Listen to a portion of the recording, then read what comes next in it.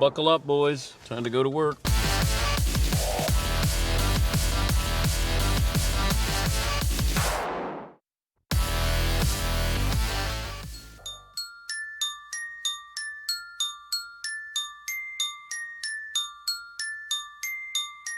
Yesterday, Memorial Day, a day we honor the men and women who gave their lives to protect this great nation. The free men of the world are marching together to victory. And Dan Patrick pulls the biggest Benedict Arnold move of them all. He didn't want to be with us. He turned on us. He's a Benedict Arnold. You left us with Gottlieb. Sorry, America. But now Dan and the Danettes are back in the seat, ready to bring you the best in sports talk and interviews. And your show is amazing. You guys are fun and funny. Broadcasting from the Mercedes Man Cave, this is Dan Patrick. It's great to be back. Maybe we never left. Oh, look who did show up here in studio. We got Seton and McLovin. Yay. Hey, good to see you. Morale is high. And Fritzy's not here. He's still at home. Yay! Hope you had a great weekend, everybody.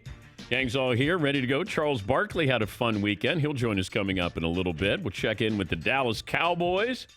You can be part of the program if you like. Let's do best and worst of the weekend. We'll do it on a Tuesday. We normally do it on a Monday, but we weren't here yesterday. 877-3DP-SHOW. Email address, dp@danpatrick.com. Twitter handle at DP Show. We say good morning to our great radio partners, numbering 362 around the country, and our TV partner, youtube.com/The Dan Patrick Show. NBA announced this weekend that they're looking to resume the season late July. Looks like Orlando. There was the possibility of maybe doing Orlando and Vegas, having the West Coast teams play in Vegas, and then you'd have the East Coast teams playing in Orlando, and then you'd meet somewhere for the championship. The long-rumored single-site solution, though, is coming closer to reality, which is great for basketball fans here. And you have different scenarios. Brian Windhorst of the Mothership says maybe you'll do just the top 16 teams, and they won't be designated by Eastern Conference and Western Conference. It'll be just the top 16 teams, and you have 1 versus 16, such and such and such and such. And then you will have your championship. But regardless of what they come up with, at the end of the season, there will be a debate about the validity of the championship. Now, I know this is going a little bit deeper because we haven't even gotten these teams together to get them on the floor. I can guarantee you, said it the last couple of weeks, if there is, even if we were going to play basketball and you were going to have it with the regular format going into the postseason, if the Lakers happen to win the championship, people would attach an asterisk because of LeBron James. Now you do the 1 through 16, there's going to be even more of an asterisk by this if the Lakers win the championship. Now, that's not a bad consolation prize if you win a championship and you're saddled with an asterisk if you're LeBron James, but I can guarantee you there will be people in my business, talk show hosts, there will be journalists who will attach an asterisk because it's LeBron James. If the Clippers win, there will not be an asterisk. Because if you look back on teams that won titles in a strike-shortened season, I have never heard anybody in the last 15 years, 20 years, say, San Antonio won that strike-shortened season when they beat the Knicks. No one ever brings it up. Everybody loves Tim Duncan. They love David Robinson. They love Greg Popovich. Nobody has a problem with that. Plus, it's not exactly clickbait if you say, we're going to put an asterisk by the San Antonio Spurs. And people go, okay. LeBron, this will be a big deal. For some fans, the asterisk debate will come down to one key point. Do you like the team that won? Are you going to get a true representation of the NBA season? Look, I'm not going to put any blame on the teams. I mean, this is because of a pandemic, this is where we are. It's not like LeBron goes, hey, could you make it easier for me to win a championship, Adam Silver? So I'm just grateful the NBA is coming back and the players get a chance to play, asterisk or not. We don't know the format, but it feels like it's going to be a one-stop shop, everybody in Orlando. And if it is a 1 through 16, are you doing a best of 5? Is it a best of 7? Are you going to have non-playoff teams involved in this? Is it just going to be 16 teams in Orlando? Those are some of the things that we're still trying to figure out. This program is brought to you by the great folks at Traeger. Had the Traeger fired up yesterday. Taste the wood fire difference by contacting your local dealer or visiting TraegerGrills.com/ DP show. McLovin, you got a poll question for me today. Yes, but first, can I say you're absolutely right. If Kawhi wins a title, no one's going to put an asterisk because they're not even going to care. Like, it'll never be brought up. Well, they would care. The Clippers will be a big story if the Clippers would win a championship. But I just don't think that anybody's going to go, we're going to put an asterisk by Kawhi Leonard's third title here. LeBron is the only one who's involved in this conversation because, oh my God, if he gets a fourth, then he's getting closer to Michael here. And he can't get closer to Michael. We won't allow that to happen. LeBron's not allowed to be good enough as Michael. Yes, Paul. With this new format, if they go to it where it's no East, no West, they're still going to do the best 8 teams record-wise in the East and the best 8 teams record-wise in the West. They won't take the best 16 records in the NBA, would they? I think it's 8 and 8. Okay. I think it's 8 from the East, 8 from the West. I believe, but once again, this is fluid here. I'm going with what Brian Windhorst said. A 16-team playoff with no reference to conference means you could have Clippers versus the Lakers in the finals. I would think that would be enough for people to go, LeBron beat Kawhi Leonard in a best of 7.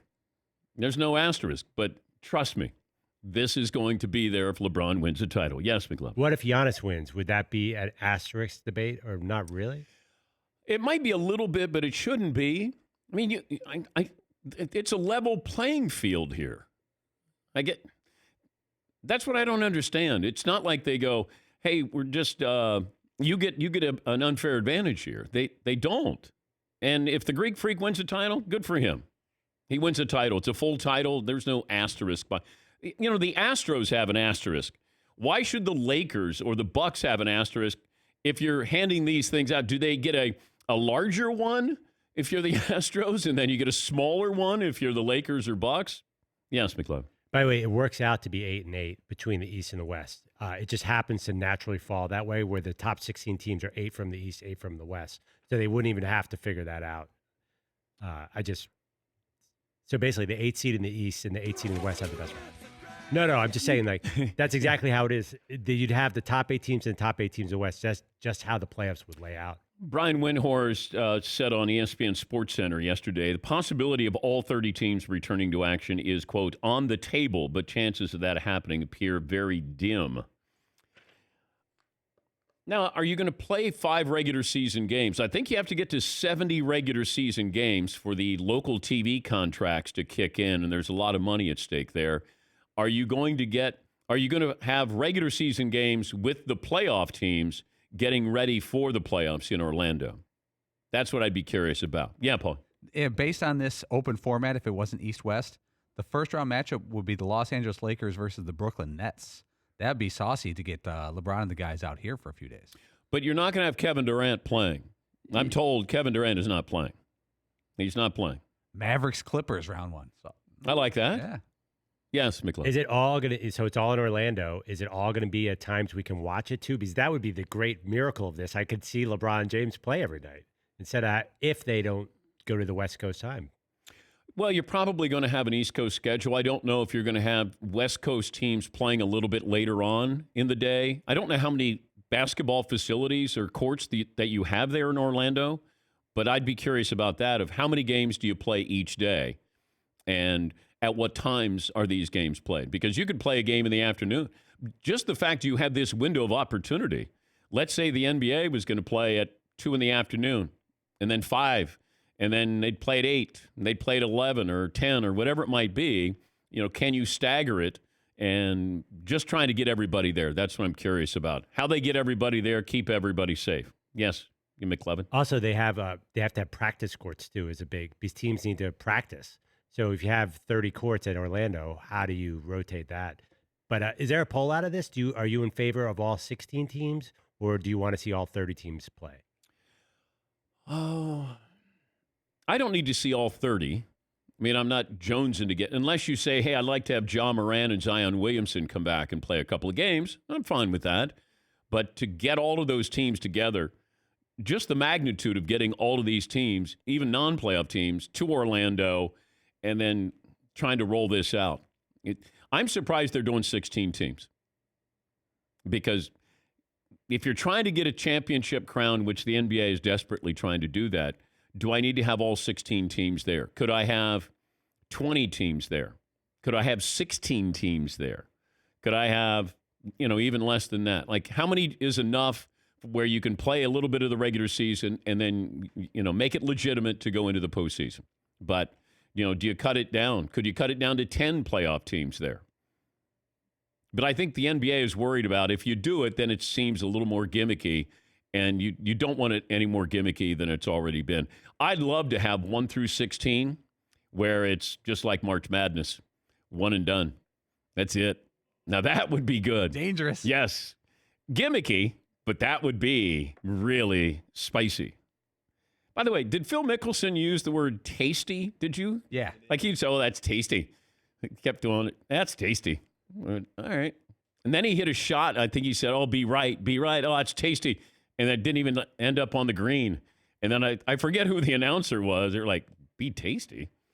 Didn't even reach the green. It was fun.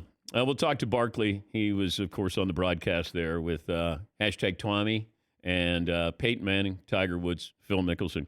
One thing stood out watching the match. One thing stood out above everything else. I'll let you guys try to guess. Seton O'Connor Jr. III, I'll start with you. The one thing that stood out to me above everything else was? Peyton Manning? Peyton Manning. There's a big difference between Peyton Manning's handicap and Tom Brady's handicap. But no, that wasn't it. McLevin? How fluid Tiger looked? Yes. Yeah, because you're a big fluid. You watch the swing. That's all you care about. Tiger looked like he was robotic from the standpoint of, I'm going to hit this drive. If he would have said, hey, I'm going to hit it this high and I'm going to hit it over here, I would have believed him. I just thought he was so locked in, it was scary. And that would have been the message that if I'm a fellow PGA Tour player, I'm going, yes, Seton. Tiger's back? Yes. Question mark? No question mark. Oh, period. Tiger's back. Tiger's back, period. Yeah, maybe an exclamation point there. But I mean, thank God, I felt so good yesterday going out to hit golf balls because I watched Tom Brady. I went, you know what? It doesn't matter how bad I am. I'm better than Tom. And I'm not going to split my pants. No. Oh, my God. Like, this was Tom Brady. He ripped his pants. He holes out from, 125 yards. His mic, you can see the microphone pack in the back flies off during that shot. So he's got a battery pack. It flies off with his swing. It's raining. He's hitting shots right and left. And you're going, oh, my God. He's worse than me. And Peyton didn't play great a couple of times, but, he had some really good shots. I can't imagine how much pressure was on those guys. Because I've played in the Pebble Beach Pro-Am. It was uncomfortable. And I'm only out there with a gallery.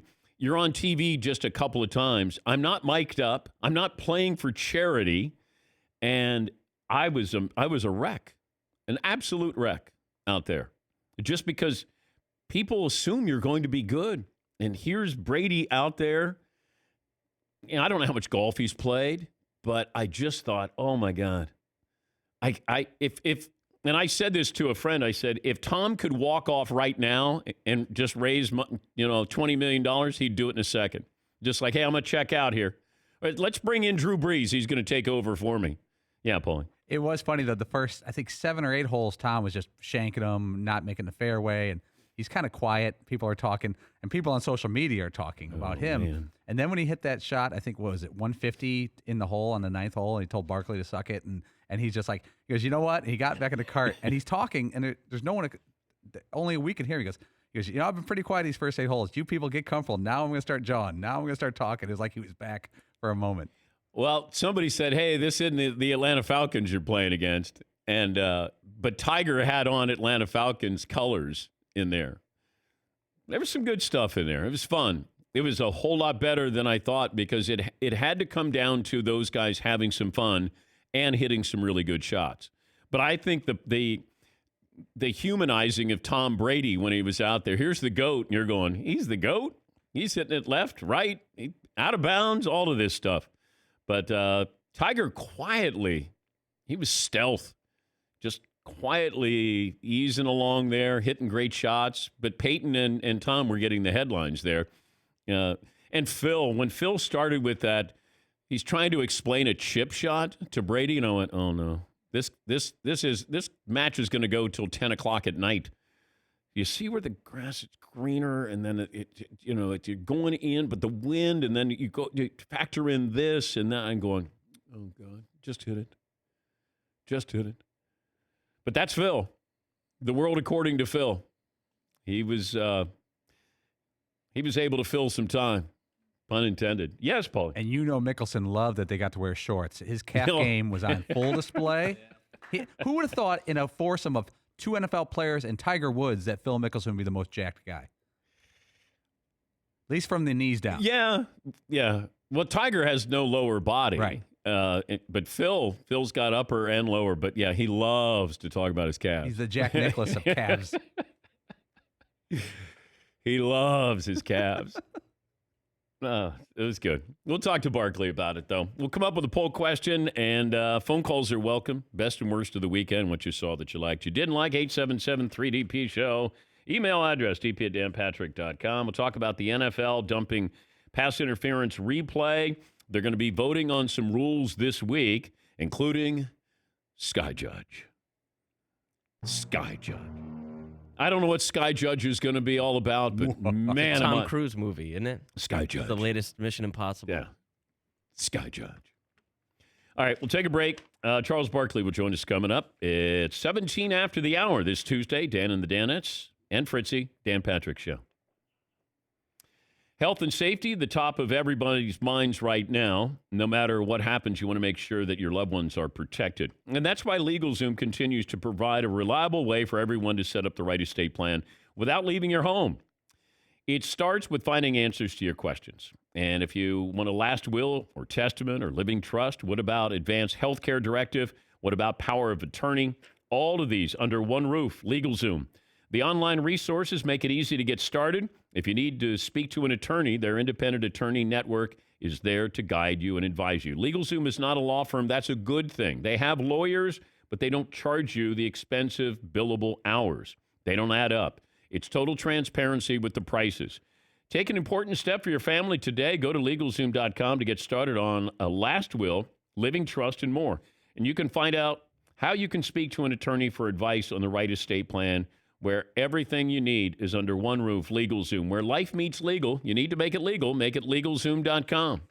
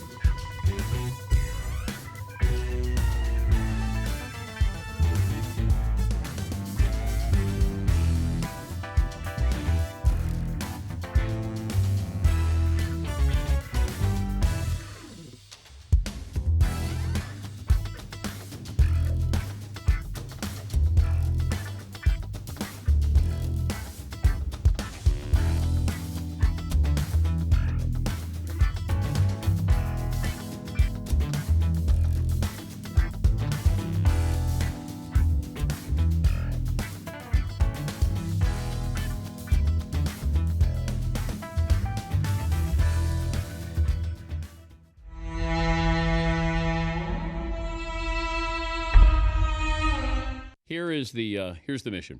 2 iconic roles on TV. This is based off of Ron Howard, the Academy Award-winning director who joins us tomorrow. He was on Mayberry with Andy Griffith, and he was on Happy Days with Fonzie. #1 shows in the country. Happy Days was huge back in the 70s. All right. I said Bryan Cranston with Malcolm in the Middle. He was Hal. And, of course, Walter White with Breaking Bad. Yes, Paulie. Here's mine. Kelsey Grammer, Cheers, Frasier. He may not have been the main character Mm-hmm. on Cheers, but it's a legendary show. Frasier is on the cusp of being a legendary But you show. could almost go boss, too, with him as well. I don't think that one counts because he's actually playing the same person in both shows. So that's actually just a spin-off of the same character. I'm He's gonna go with Frasier Seton. in Cheers and Frasier Okay, in Frasier. you're disqualified then. 2 iconic shows was the topic. Who was No, on two 2? iconic But characters. they're characters. Mm. Now, you can say, is Opie Taylor Richie Cunningham? And there's a name change involved. Yeah, there is. All right, see. I almost felt bad because I felt like I was stealing this one from Paulie, and I'm shocked that he didn't go with it. David Hasselhoff, Knight Rider, Baywatch. Think of all Baywatch has given us. Oh, and it still gives. Hello. Yeah. Talking Cars, That's good. Mm. Knight Rider. Oh, yeah. I never saw an episode. Yeah, because You'll it's cool. That's, Yeah. Make sure you start with episode 1 because you'll be lost if you jump in mid-season. Yeah. Yeah. Well, same thing with Baywatch. yeah, it's like that. I got to watch from the beginning. I get lost in that plot. All right, McLovin, do you have one? I have 4, so I want Todd to go first, and All right, go I'll ahead, take Fritzy. it leftover. All right. I went Gavin McLeod, Murray Slaughter on the Mary Tyler Moore Show, and Captain Steubing on the Love Boat. Gavin McLeod. Okay. All right. What else? I'll go with Neil Patrick Harris, Doogie Howser, and Barney Stinson from How I Met Your Mother. Is Doogie Howser a legendary American TV show? Oh, he's more iconic than Barney Stinson. Well, don't use that as the judge. Is he more iconic than Bryan Cranston? Whenever you see a doctor who looks a little young, you go, "Oh, what's up, Doogie Howser?" That's iconic to me. Yeah. Yeah, Paulie. Here's another one that a lot of people are sending on the Twitter. Julia Louis-Dreyfus, Yes. Seinfeld, and Veep, which Veep is on the cusp Sure of being is. an all-time great HBO comedy. She doesn't surpass Bryan Cranston. Ooh. Well, it's the Seinfeld. That's pretty strong. Bryan Cranston, Malcolm in the Middle is stronger than Veep. Ew. Yes. Okay. Did you watch Malcolm in the Middle, Seton? No. Okay. It is awesome. So it's basically a kid. And It's so funny. It's so funny. It is. Trust me, it's great. It's great. Yes, McLovin. Another one that's coming up, Andy Griffith himself as Matlock and Andy Griffith show. Yeah. Matlock, But don't you have to be like 80 to watch Matlock? that's a joke in The Simpsons. Like everyone rushes home to the old folks' home to watch Matlock.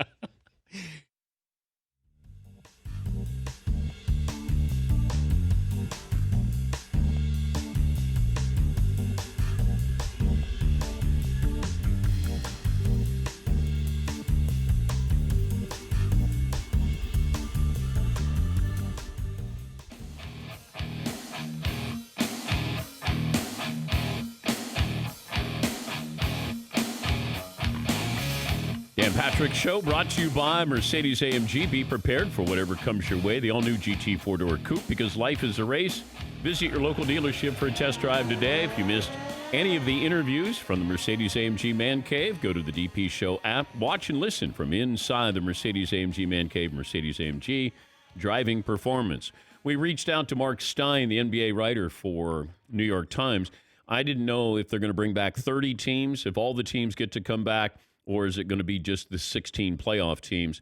According to Mark Stein, it's an answer that we still don't have. We hope to know it by the end of the week, but they're still looking at a number of scenarios. Most people expect closer to 16 than 30, but they haven't ruled out 30 yet.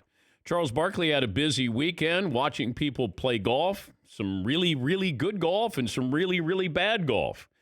Charles is going to relate to the latter part of that as Charles joins us on the program. Good morning, Charles. How are you?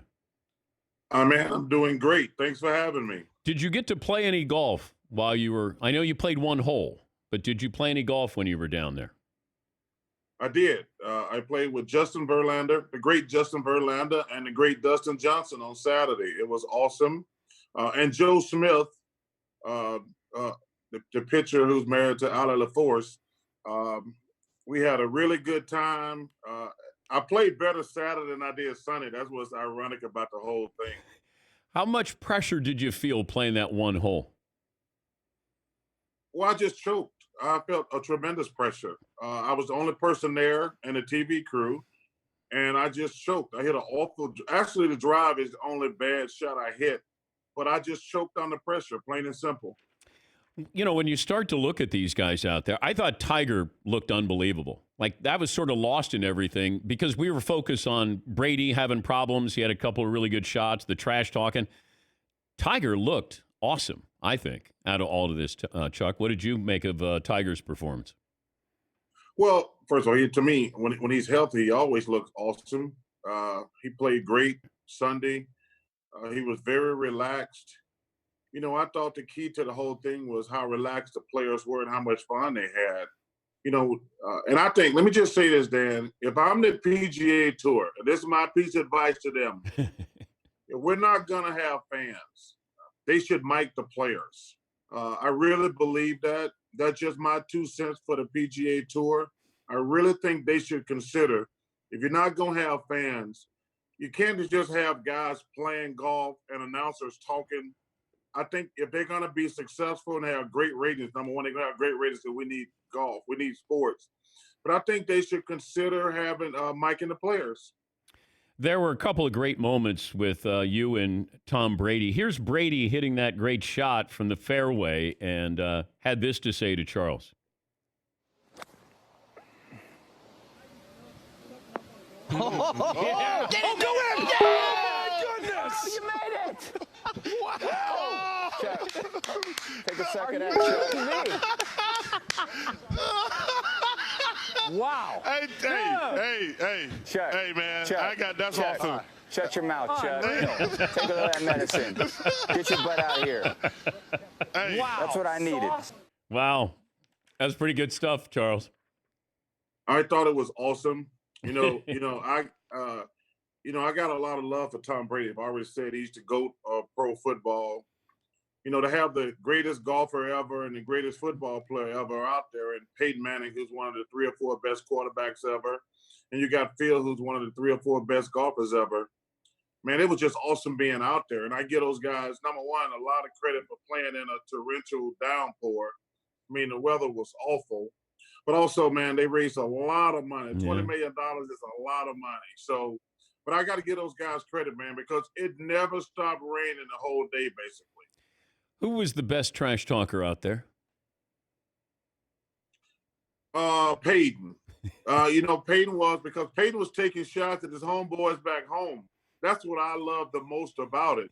If you're a friend of Peyton's and he's saying your name on national TV, he told one guy that he's picked up about 30 pounds during the quarantine. I mean, I thought that was hilarious. But I thought Peyton was awesome. They all were great, but Peyton was the best. And then Tom, I haven't been around Tom that much, but I thought he relaxed and had a good time. I think that was perfect, that shot he hit to shut me up. But I tell you what, man, I got a lot of love for that dude. Dan, that dude hit balls like 7 hours on Saturday. The guys were telling me, I said, Tom's been on the range for like 7 hours. And then, how about this, Dan? Sunday morning, he got up early and played 18 holes, and then he did a he did a workout in the parking lot. The guy says, man, Tom Brady is an animal. I'm like, what you talking about? He says, he's out there doing wind sprints and things in the parking lot. And I'm like, that was impressive to me. Like I say, to hit balls for 7 hours on Saturday, play 18, and then do a football workout on Sunday morning. That was incredible. You got to respect that dude. How much money did this weekend cost you? We didn't play for money. We just played for pride. Well, no, you put up 50. You owe 50 to Brady, his charity, right? No, he missed the green. Oh, I thought he missed the green. I would have gave 50 grand to the charity. Oh, okay. Oh, that's right. You said maybe you could keep it on the planet or something when you. Yeah, because he wasn't even close to the green. I said, man, I'm gonna donate 50. We talked about it. I said, Tom, if you hit the green, he wasn't even close to the green. Was there a 19th hole? Not after the match. But that was a 19th hole. That was a 1 through 18 hole on Saturday with Justin, Dustin, and Joe Smith. Oh, you had some beverages with those guys. Yes, I'm called a transfusion. I never had it before. Might be my new drink of choice, transfusion. But if I was going to do this again, which I'm sure the PGA Tour and TNT would want to do this again, who would you have now? Well, I read where Drew Brees and Sergio Garcia want to join. Would Jordan do this? I don't know the answer to that question. I think he should. Listen, it's interesting that Tom Brady can do nothing. Peyton Manning can do nothing to hurt their reputation. But I look at the big picture. We raised $20 million for people who really needed it.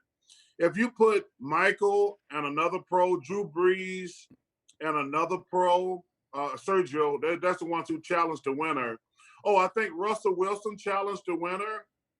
So if you could get 10 teams, I guarantee you could probably wait, at least $20 million. Yeah. That was awesome. Would you be playing? If they asked me to play, dude, I'm not going to – listen, as long as I can drink and smoke when I play golf, I'm good. I'm going to have a couple – listen, I'm going to have some drinks and some stogies. I'm not going to be overly concerned about how good or bad I play. I don't think Tom Brady lost a lot of sleep because he was struggling on the front nine.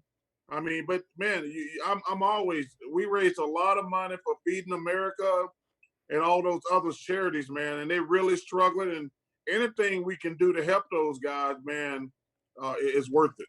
When did you realize Brady split his pants? When he bent down and picked up the ball out the cup. And I thought he should have kept playing with his pants like that to keep the female viewership up. We're talking to Charles Barkley, the Hall of Famer, TNT Inside the NBA analyst. I guess we're having basketball. What do you think of this format of having the top 16 playoff teams, and they're not going to have East Coast, West Coast, or Eastern Conference, Western Conference? Well, I'm pretty sure we're going to play. Just talking to my bosses, I don't think they know exactly how they're going to do it, but they're going to play. I'm 100% sure of that. I don't know if they finalized the final format yet, but they're going to play basketball for sure. I'm 100% sure of that. It's going to be interesting. Like I say, I'm still concerned about the virus. I'm still I'm really concerned about the legitimacy of the playoffs. And what I mean by that, Dan, is what do we do if one of the great players get the virus? I just worry about that. This is not anybody in particular. I'm saying Giannis, LeBron, Anthony Davis, Russell Westbrook, James Harden, Joel Embiid. One of these great players get the virus. Do you take you got to take their whole team out the tournament, don't you? You can't take one player because they've been exposed to the other players. So do those guys forfeit a round in the playoffs? We can't start the playoffs, then stop the playoffs. So that kind of stuff concerns me. I don't believe Shaq said there would be an asterisk. I don't believe that but I will say if the best players get the virus and aren't able to play, then I think you'll have an asterisk. Well, I think the asterisk is only going to apply if LeBron James wins the title, Chuck. Let's be honest. That just feels like people are waiting if LeBron wins it to say, well, this doesn't really count as a full championship. Or if Giannis wins it or Kawhi wins it, I don't think there's going to be any outrage. It would just be if LeBron James won. No, I don't believe that. Dan. Yes, there's haters out there with LeBron, Chuck, and that's what's going to happen. No, listen, nobody hate LeBron. Listen, there's been other championships that have won by shortened seasons, strike seasons. Even last year, Toronto. Do you not count them as champions because KD and Clay were out? No, I wouldn't apply an asterisk to that. Nobody did that with San Antonio in 1999 when they won. No one's ever said. Disagree with me. I said that. they'll be there for LeBron, nobody else. No, I don't believe that. I don't think there's LeBron hate out there. I think that these idiots and fools on television have had nothing to talk about for the last 2 months. But those are the guys who are going to be bringing this up. This is right in Skip Bayless. This is Skip Bayless's wheelhouse, and you know that. You know how much I hate Skip Bayless. I don't pay that dude any attention. I don't pay that dude any attention. Whoever wins it is gonna listen. Under these circumstances, you got to give them bonus points. We've never seen anything like this in our lifetime. I wish all the nurses and first responders great health, number one. And shout out to all the people who served in the war for Memorial Day. Thank you for your service and all that other great stuff. But no, I mean, there's going to be a couple fools on television talk about it, but whoever wins it, but like I say, the only way I think you can put an asterisk by it, Dan, if let's say some of the great players don't play. Yeah. And that to me is fair. Yes. If we have a couple of stars that get the virus, and first of all, like I say, you got to take their whole team out the tournament. You can't take one player out the tournament.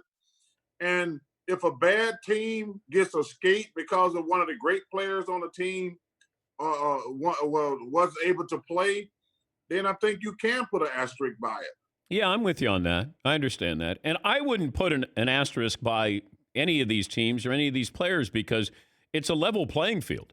Everybody's had to sort of deal with the same thing, but the NBA gets one chance, and you got to do it right because, as you said, if somebody tests positive, now all of a sudden you may be a house of cards where you just have to close up shop here. Yeah, like I say, it's a really scary thing. You know, hockey's going to come back. Baseball's going to come back. So we're going to be kind of everybody's going to be looking at us, especially college football and pro football. They're going to be watching us with a fine-tooth comb, seeing how we react to every situation. I told the guys, man, I don't know if we should play because I don't know how safe, because I would hate to see, number one, any of my players get sick, but I would hate to see a guy get his wife or girlfriend or his kids sick. I think that'll be catastrophic for sports and the NBA. I just wish everybody great health, but man, we're going to play, and it's going to be a crapshoot. It's great to visit with you. It was a lot of fun. I thought Justin Thomas was a star too. I thought his on the course, analysis was a lot of fun with the match as well. Well, I thought he was great. He's a great kid. He's a great golfer, got a great personality. The bottom line, though, is he sucks as a coach. Plain and simple. Are you coachable? Hey, listen, he had me striping it on the range, and I couldn't take it. It's like he was a great coach in practice, but I couldn't take it to the range. That's bad coaching, Dan. Yeah, but I've seen you on the range, and you're okay on the range. Something happens when you walk from the range, over to the first tee. Listen, I still, even though I didn't play that hole great, I only hit one bad shot, my drive. So I had to find a positive and a negative. I got to find a way to get off the tee. But think about it. I hit two good shots to get on the green, and I should never three putt. But I was encouraged after my double bogey, Dan. Keep your head up, all right? Thank you, brother. Hey, man, you guys be safe. Everybody be safe, and shout out to all the hospitality workers out there who are struggling. Bless y'all. Thank you, Charles. That's Charles Barkley, Hall of Famer, part-time golfer. What I love about Charles is he loves golf so much, even when he's struggled. He's maintained that desire to still be good. I tell people, and they say, how long have you known Charles? I've known Charles so long, he was actually a decent golfer when I first met him. He shot a 79 in a Pro-Am tournament that we had. A legitimate 79. Beat me. I had an 81. He shot a 79. And this is where you count every stroke. You have rules officials out there. They're following you. It's a professional event for so-called celebrities. He shot a 79. That's how long I've known Charles. because he's gotten to 79, but he has to continue playing when he gets to 79 now. It's like, I shot a 79. You got 4 more holes to go, Charles. He just didn't stop at the 79. Yeah, Paul. But that golf instructor years ago who told him to stop at the top of his swing, pause, and then go through, that guy should be arrested for a crime for against golf. Well, this is probably a pretty famous teacher. I think it was in Houston, but I remember when Charles told me that he was told, and Charles, great touch around the greens. Great touch. And he actually hit the ball pretty well, but he said that, the golf pro he went to said, just pause for a second. So in your mind, you're just going, okay, it's really not for a second. It's like a millisecond. You just pause to gather everything. And he started to pause, and then he couldn't figure out how to get back down to square. And that's why when you see Charles, when he gets up, it kind of comes down at abbreviated stops. And it's painful to watch because he loves golf so much, and he was a decent golfer. He was, but he still wants to be great. And to go out there and that people are going to be laughing at you. And I was out there at Tahoe with that celebrity event, and God love him, he just goes out and he plays. He loves to play. The crowd loves seeing him, and it's painful to watch. You can't watch him swing because it will affect your swing. You have to turn. You have to look away. You done, Charles? You done? All right. Now I can go up there and swing. Yes, he. Yeah, it's so weird, too. I'm watching a YouTube compilation of Charles Barkley swing, and it's weird because he'll swing and hit the ball with that hiccup. Yep. And then he'll stop and take like 5 practice swings that all look great. Yes. They all look great. He'll do 5 practice swings right after it, and it's nice and smooth right through, and then he goes to actually hit it, and he hiccups. On the driving range. Dang. He can hit balls on the driving range, but he gets out there, and it's one of those. And I think Charles went to a hypnotist. I think I could say that now, that he went to a hypnotist because he was just trying to get that thought out of his head. Yeah, Paul. Maybe you should go to someone who unhypnotizes you. Maybe that's a problem. He's been hypnotized for a long time. We'll take a break. Play of the day coming up next. We'll settle on a poll question, best and worst of the weekend. We'll get to phone calls as well. Right after this in the Dan Patrick Show.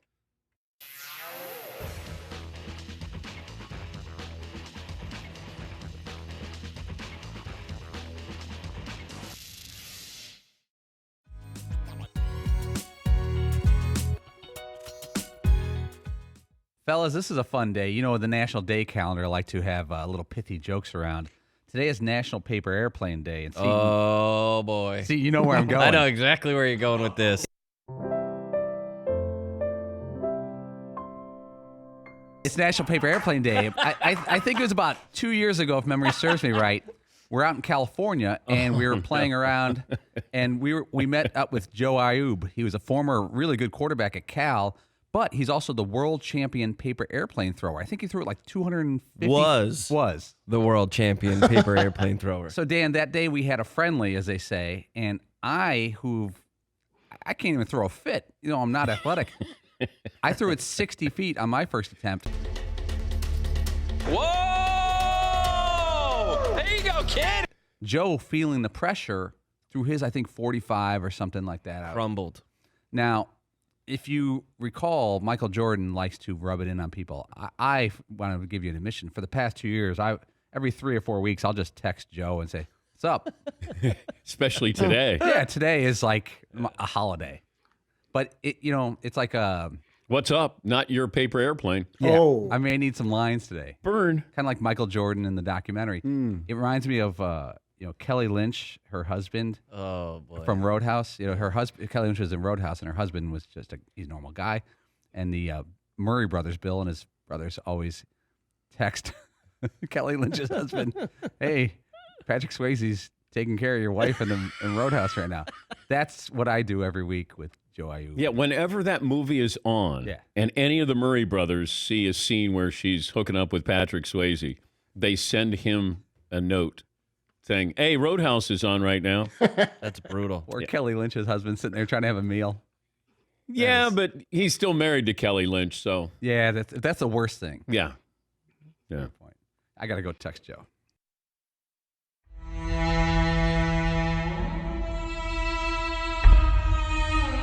when I first faced Johnson, like, yeah, I was legitimately scared, and it was, it was, and I remember like battling too. It was like, I remember my first bat was 2-2. I was like, foul, foul, foul, foul, and then next thing you know, like Randy Johnson, he's like, I don't know what he was thinking, but like he walks up 10 feet from the plate. I'm like, what's he doing?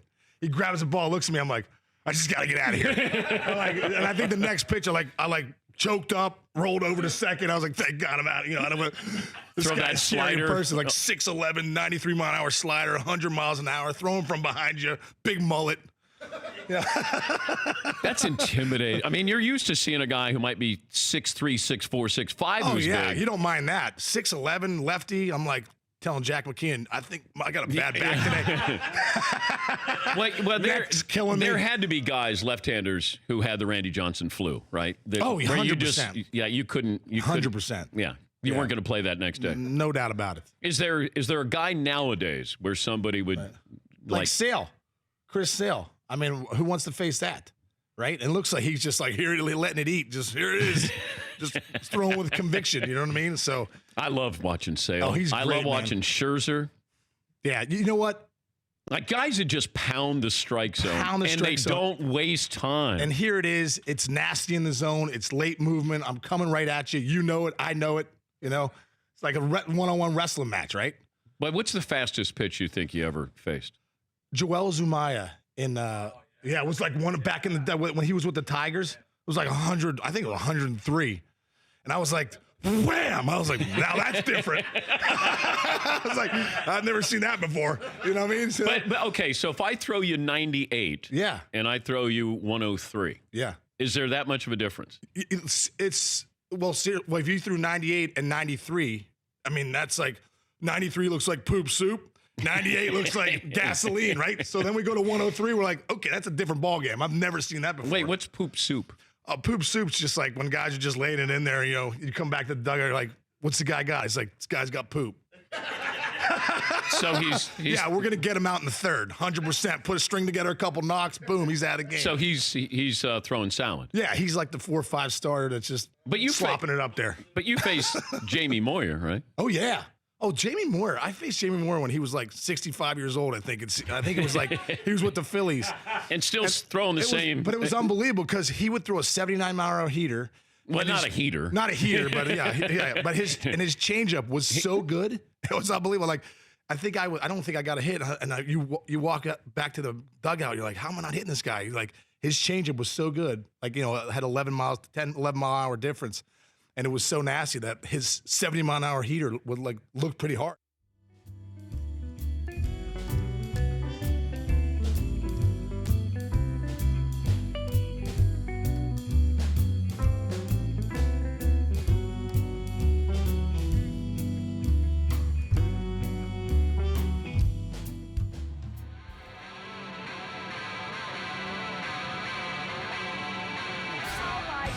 The play of the day. Runner left side, got it! They're gonna play it and play it. This is the play of the day. Check this out. Hey, Tom, how many shots you want? This Chuck. Come on, man. I'm going to give you some shots, man. I want some of you. I think you just made him mad, Chuck. Oh, no. I love it, though, man. He can take a joke. Yeah. Get it, go in! Yeah! Oh, my goodness! Oh, you made it! Wow! Take a second at Chuck. Courtesy of TNT, Play of the Day. Play of the Day is brought to you by LegalZoom. They made it easy to set up the right estate plan without leaving your home.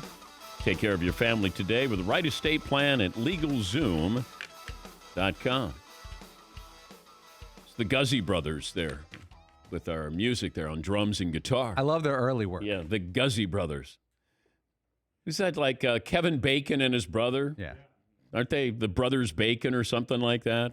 I don't. The Brothers Bacon. I don't know what the Brothers Bacon. Ladies and gentlemen, Bacon. I don't know. They love their music though. Kevin Bacon and his brother. That I've seen where they've been on the billing for somebody where they open up. Might have been for Hootie and the Blowfish or somebody down the road there. But I remember seeing Kevin Bacon at a Hootie concert years ago. And I think that he and his brother were there, and they might have been performing. Whose career would you want? Kevin Bacon, Darius Rucker. Darius Rucker. Kevin Bacon's got a long acting career. I mean, wire to wire. I think I'd rather be a musician, star musician. Kevin Bacon, it does have a great resume there. Great actor. Wife, great actor, Kira Sedgwick. Yes, McLovin. This is a really tough one because Kevin Bacon, like, remember Footloose? He was like a national phenomenon. Oh, I know. I know. But you're right. The musician's pretty tempting. He was a heartthrob back then. And he was in Animal House. Let's see. Also, he knows how to dance. He didn't have a great role in Animal House from the standpoint of he gets gets spanked and he gets trampled. Other than that, he was in Diner. Diner, sneaky, great movie. Remember he plays the joke on the other guys. He flips his sports car over and he puts ketchup all over him to make it seem like he's died. Yes, McLovin. I mean, he's more famous because of that game, 6 Degrees of Kevin Bacon. Yes. Yeah. I'd rather be Darius Rucker than Kevin Bacon. I don't know what other movies that Kevin Bacon was in, but I'm sure if you run him down, I'll go, oh, yeah. He was 13, Wild Things, A Few Good Men. He's been in a lot of stuff. Few Good Men. That's yeah. Mystic River, Sleepers. Yeah, but in A Few Good Men, though, Tom Cruise out-lawyers him. He's a star. Yeah. He had no chance against Cruise. Yeah, Paul. Or see. The only thing that's different, well, not the only thing, but like if Darius goes somewhere and somebody breaks out an acoustic guitar, they're like, hey, what do you say? You want to give us one? Nobody says to Kevin Bacon, like, hey, can you do that scene? No, we did. Do that one from like whatever. We did that when we saw him in New York at the Super Bowl. And Paulie goes, hey, we'll get him to do the pledge scene in Animal House. Oh, and here you could just see his face. He's like, oh, no. See, I disagree here. I think he was so glad we didn't ask about Footloose and dancing. He was glad to do Animal House. I think he would have done the Footloose dance in that moment there. Yes, McLovin. I think we did the Footloose dance. I think I did. I'm pretty sure Andrew got up and did. Yeah, I did the Christopher Penn character. Oh, okay. I was behind him. Okay, but Kevin didn't dance. I don't think. I think that we just said, oh, we'll just have here's McLovin doing his dance. He's doing his Chris Penn dance there in Footloose. But he teaches Chris Penn how to dance because Chris Penn doesn't have any rhythm. And he still didn't have any rhythm. I've never wanted to dance that badly. Those people in the town, all they want to do is dance. I've never felt that once in my life. But if you're in a town where you can't drink, you can't do anything. No dancing. A town that no dancing sounds like heaven. Heaven, USA. Seton saw the movie, wanted to relocate there. Yeah, I was like, wow, this looks great. Wait, you don't have to dance? Yeah, you don't have to dance. It's awesome. John in South Carolina. Hi, John. How you doing, Dan? Good, sir. Best and worst of the week. I'm going to start off with the best, Justin Thomas. I think he did a great job with the hole-by-hole commentating, and he's got a good future in that one day once he's done with golf. And worst of the week, I got to go with Tiger Woods' shorts. They were pretty awful. Those chicken legs need to be covered up. They weren't shorts. Thanks, Dan. They were longs. But thank you, John. Thanks for the phone call. Yeah, I don't know what happened with those. Those shorts were out of the 1990s. I think the Fab Five said, "Man, dude, your shorts are long." And Tiger got out-calved by Phil. You know, when you wear shorts. Phil's got those. It looks like he's smuggling grapefruits in his legs there with those calf muscles. Yeah, Paul. I think with Phil, it's because he's in good shape from the knees up, but he's not in great shape. But his calves are legendary. They just don't match. It's like Fritzy's arms are in great shape, but the rest of him is very pudgy. They don't match. Well, he has no lower. Fritzy has no lower body or shoulders or abs, but he's got biceps. I think my legs are all right, but no, they're not. They're not. No, they're the waist and the hips. That's. But your arms, your arms. But that's what you focused on, the guns. And yeah, but when you just do biceps and triceps, it is weird looking a little bit. Yeah. Yes, it is interesting. I hadn't really noticed it before, but when you see just sort of the camera angle that Todd is on right now, and you look at his shoulders, you would never imagine that he has these guns. Yes. You really wouldn't. Yeah, you don't have any shoulders. I got to work on that. I got to work on a lot of things. No, you always say that. Oh, I could be better. I could work on that. All right. We'll look at the NFL rules that are going to be voted on and the Cowboys situation. Have that for you coming up next hour here on the Dan Patrick Show.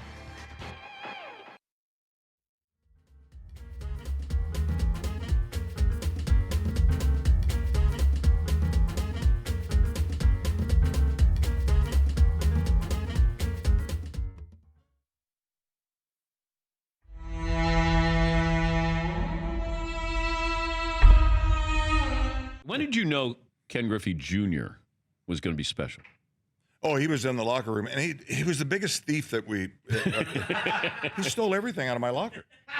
He would come in, and all of a sudden something would be missing, and they just look like, I don't know what you're talking about. He and his brother Craig. Yeah. But there you go. And if you left your locker empty, it had anything in it, it was gone. Well, what were they taking? And it would be batting gloves. It would be anything, shirts, whatever somebody left.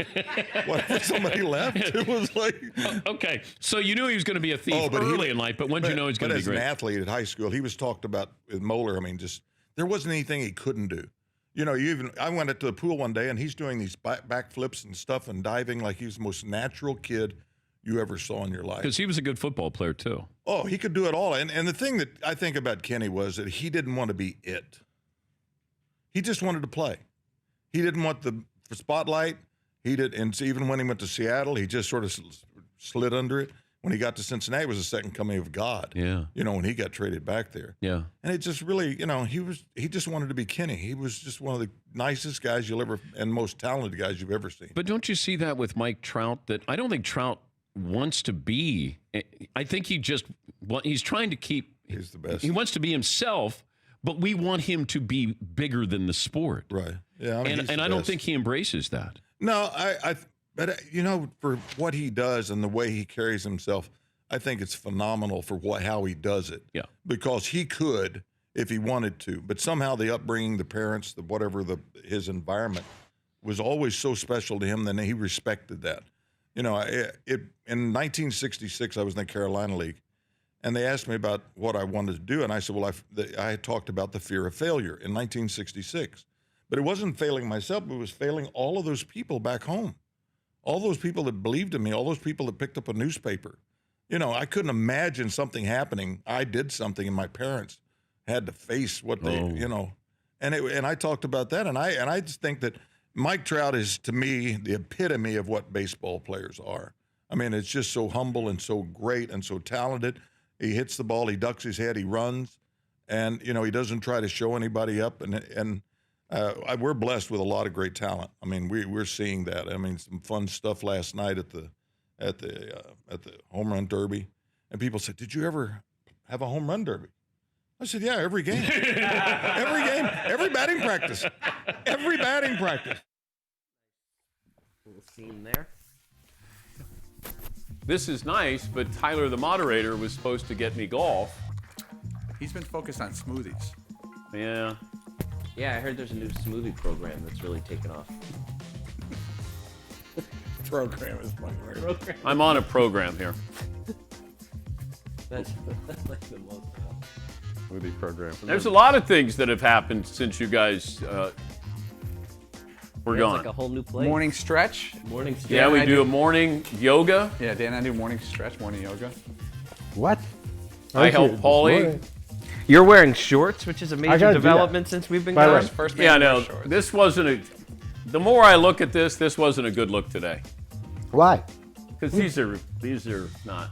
I mean, these are. Oh my God! Your calves are fine. Midsummer phone. Oh, it's not that. I mean, obviously I'm an athlete, but these are white. Look at this. You can do white balance for the camera off these puppies. Well, I know, but that doesn't Yeah. mean I should wear shorts because I'm comparing my whiteness to you, Andy. I thought that's why that's what we're here for. Let me find the four payless guys I could find. This would have been a better look-in if. Well, it's good to know that some things didn't change while we were gone. Oh, yeah. Technical issues? No.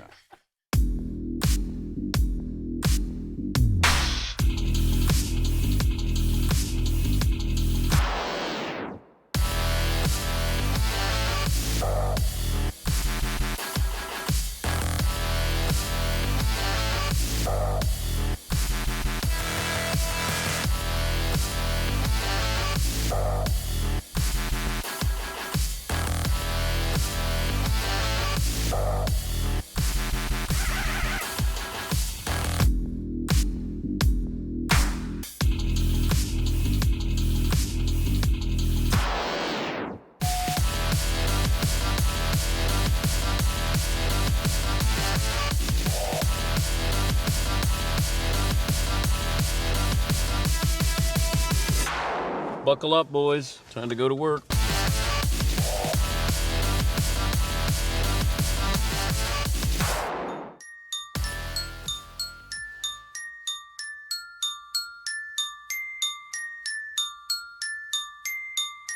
Yesterday, Memorial Day, a day we honor the men and women who gave their lives to protect this great nation. And Dan Patrick pulls the biggest Benedict Arnold move of them all. He didn't want to be with us. He turned on us. He's a Benedict Arnold. You left us with Gottlieb. Sorry, America. But now Dan and the Danettes are back in the seat, ready to bring you the best in sports talk and interviews. And your show is amazing. You guys are fun and funny. Broadcasting from the Mercedes Man Cave, this is Dan Patrick. Hope you had a great weekend, everybody. Boys are here, ready to go. All the important players are here in the man cave. Seaton's here, McLovin's here, Paulie's here, yours truly, and then there's Fritzy. Good to see you, Todd. How are you? I'm doing good. How are you? Good, good. How's morale? Morale's great. Okay. It's good to see you guys gathered up, and I hope to be joining you guys in the very near future. Okay. Well, you come in when you're ready to come in. We'll be here waiting for you. All right. If you'd like to get in touch with the program, best and worst of the weekend since we weren't here yesterday, 877-3DP Show. Email address, dp@danpatrick.com. Twitter handle with DP Show. Spent a little time with Charles Barkley last hour. If you missed that, you can go to the Dan Patrick Show app. If you miss any interview, you can go there. We say good morning to our radio partners and, of course, TV partner, youtube.com/The Dan Patrick Show.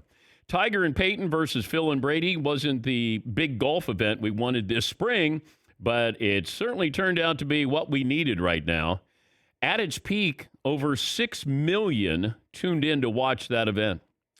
The match had everything you wanted, though. Brady looked like us, me, struggled tremendously through the first several holes. Charles Barkley, not known for his consistent golf play, was killing Brady on the broadcast. Tom even split his pants bending down to take the ball out of the hole. He did have some nice shots later on, but you saw a human side of Tom Brady on Sunday. Peyton Manning had some good trash talk there. There were a couple of them that stood out. He said this about who he was thinking of having caddy for him during the event.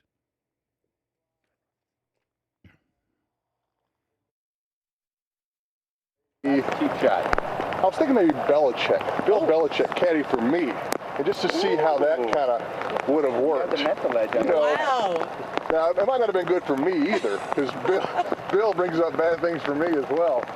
Yeah, that's probably who I would have brought, Bill Belichick. So that's courtesy of TNT. You can hear the raindrops in the background. And as Charles said, it didn't stop raining the entire afternoon. Most importantly, they raised $20 million for COVID-19 relief.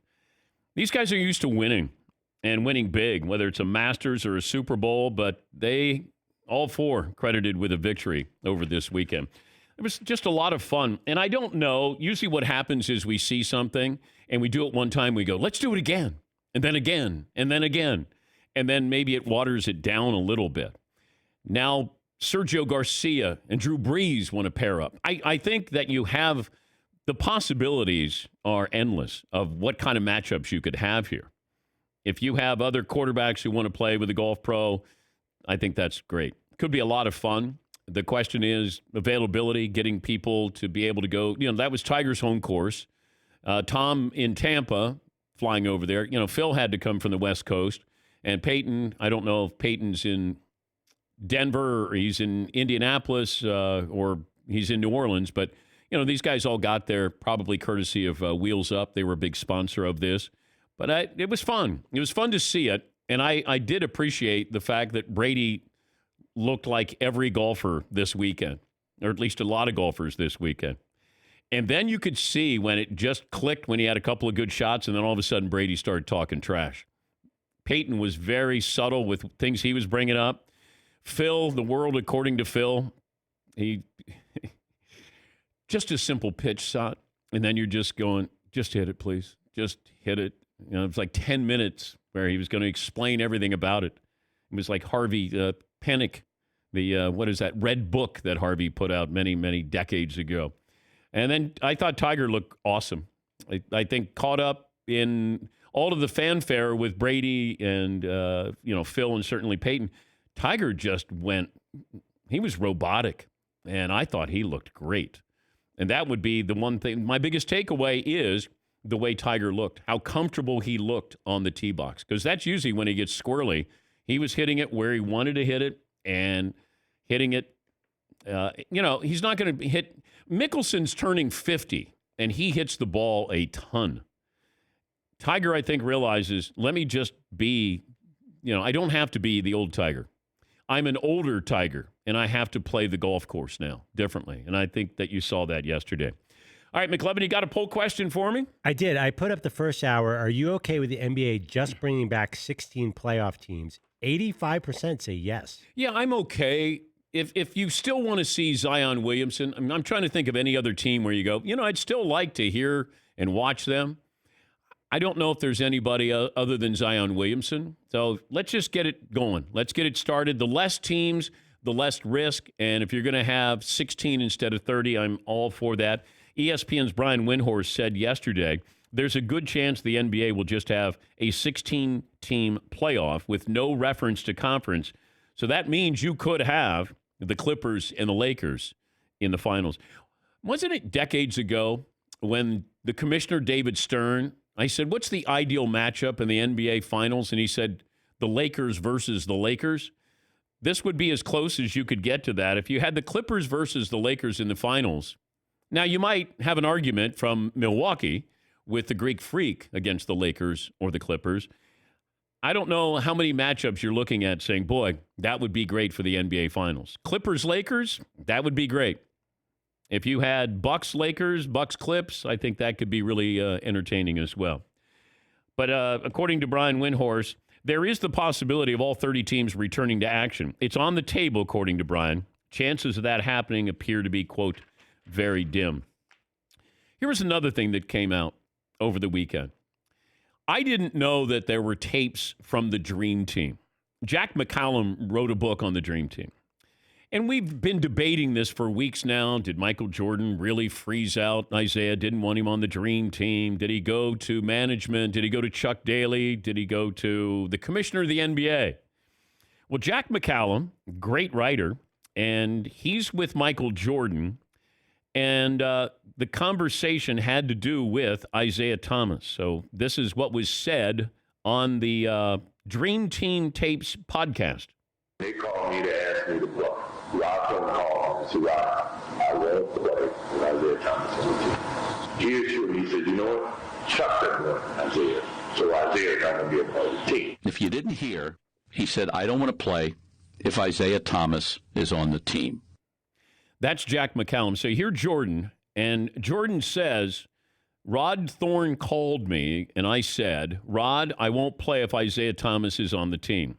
He assured me, he said, quote, you know what? Chuck, as in Chuck Daly, doesn't want Isaiah, so Isaiah is not going to be part of the team. Rod Thorne worked for the NBA. I think he was second in command to the commissioner. So it did happen. Michael didn't want Isaiah Thomas on the team. And why Michael wants to change history now? Own it.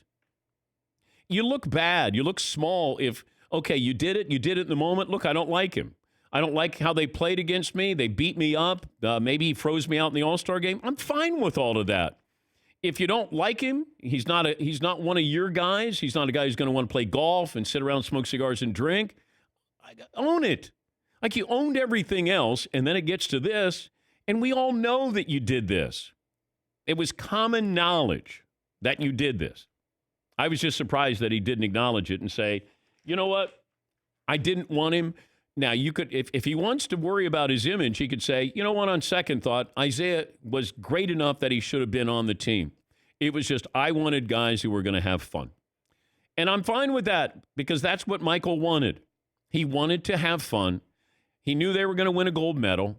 He got to play with some of the greats of all time, guys that would allow Michael to be Michael because it was Michael's team. You cannot tell me that Michael would go, hey, I'm not picking the roster. I don't care who's on the team. He did care who was on the team. And he was not going to have Isaiah Thomas on the team. Yeah, Paul. Rod Thorne, a month ago after the Isaiah episode of The Last Dance, said, quote, "There was never anything in my conversation with Jordan that had to do with Isaiah Thomas, period." He said he had nothing to do with it. Michael never brought it up to him, and he never heard him bring it up to anyone else in the league office. But Michael Jordan is bringing it up to Jack McCallum while they're doing the Dream Team book. While they're there, Jack is writing about the Dream Team. He's gathering all this information to write a book on the Dream Team and has Michael on tape saying he talked to Rod Thorne. Yes, But he does say in there, he was just like, well, Chuck doesn't want him on the team either, so it's not going to happen. So it sounds like Isaiah had already been removed from the team. Well, I think they probably had internal discussions. But Michael says he doesn't want Isaiah on the team. The Chuck Daly part of this, now Chuck's no longer alive. That to me is more interesting. I assume that Chuck had to sign off on this because Isaiah was going to say to Chuck Daly, his former coach, and Chuck Daly had left the Pistons. I don't know why this is still an issue. I guess I just want, if Michael's doing a documentary, then tell the truth. That's all. Now all of a sudden he got food poisoning. All right, what is it? Flu, food poisoning, altitude sickness? What is it? Smoking, drinking? I don't know. Like this doesn't, I think it lessens him a little bit. The more honest you are with it, you go, okay, that's who you were. I get it. But you can't sit here and go, man, I'm really worried how I'm going to be viewed if I didn't want Isaiah on the team. I get why you didn't want Isaiah on the team. I don't blame you. You had the power to not have Isaiah on the team because he would not have been fun to be around. Magic didn't want him around, reportedly, because Isaiah was spreading rumors about Magic's sexuality. Like these are all things that were, they were known. Now, you had to seek them out, but they were known. And I think that, Mike, you just own that and say, look, I didn't get along with him. I didn't want him on the team. The hard part was convincing Chuck to not have him on the team. But either they have me on the team or they don't. And they chose to have me. That's all you have to say. Michael was already petty. We've seen this. He made up rivalries. He made up grudges. He made up stuff. This you don't have to make up. I'm watching the Lance Armstrong documentary. Now, that's more of a documentary because Lance is not happy with how he's portrayed here. Lance was not given the final word where they go, hey, this guy's saying this about you, Lance. Now we get your reaction. Lance is not pleased. Not pleased at all. But that's why this might be a really good documentary. Because he's got F-bombs. They're 30 seconds into the documentary, and he's double birding, and he's dropping an F-bomb. I went, okay, you got me here. I'm going to watch this one for a little while. Because I didn't feel like it was manipulated. It felt like this person is doing this documentary. I'm surprised Lance Armstrong did this. I'm shocked that he did it because he's not coming off well. And he's said these things on our show when I've talked to him, and he's been, you think, very forthcoming, but there are people who still feel like he's lying. Whenever he talks, he's lying because he did this and even says, I had 10,000 lies and probably more than that. But this one feels like more of a documentary than the Jordan documentary. Yeah, Paulie. It was 2013 with Oprah where Lance sat down and admitted everything, admitted he doped. Do you think he should have stuck with it, should have held and said, and just gone wire to wire like guys like Clemens and just say, nope, didn't do it. Barry Bonds, nope, didn't do it, and just gone wire to wire and denied? Yeah, but Bonds and Clemens didn't have lawsuits pending. Lance has lawsuits pending. He was being sued by the government. They wanted $100 million. I think they settled for $5 million with Lance. He had a lot. His lies were expensive lies. Clemens and Bonds, you can lie in baseball. Hey, it's just part of the game. Hey, you never tested positive. Lance was so calculated. This was so, systemic with him and what he was doing and how he was doing it. And if you want to watch a 30 for 30, watch it on Greg LeMond. Greg LeMond won the Tour de France, and he won it before Lance. And Greg LeMond, to me, is a true American hero with what he did in the Tour de France because Americans weren't well received. And even his teammate actually screwed him over in winning the Tour de France one year because he was supposed to be helping him. Bernard Hinault was supposed to be helping him, but he wanted to win his fifth because that put him in this exclusive category. Greg LeMond won the Tour de France, even though his team and the biggest name in the sport were trying to circumvent that during the race. And then he gets shot by his brother-in-law, has all of these shotgun pellets in him. And he comes back a couple of years later and wins maybe the most dramatic Tour de France in history.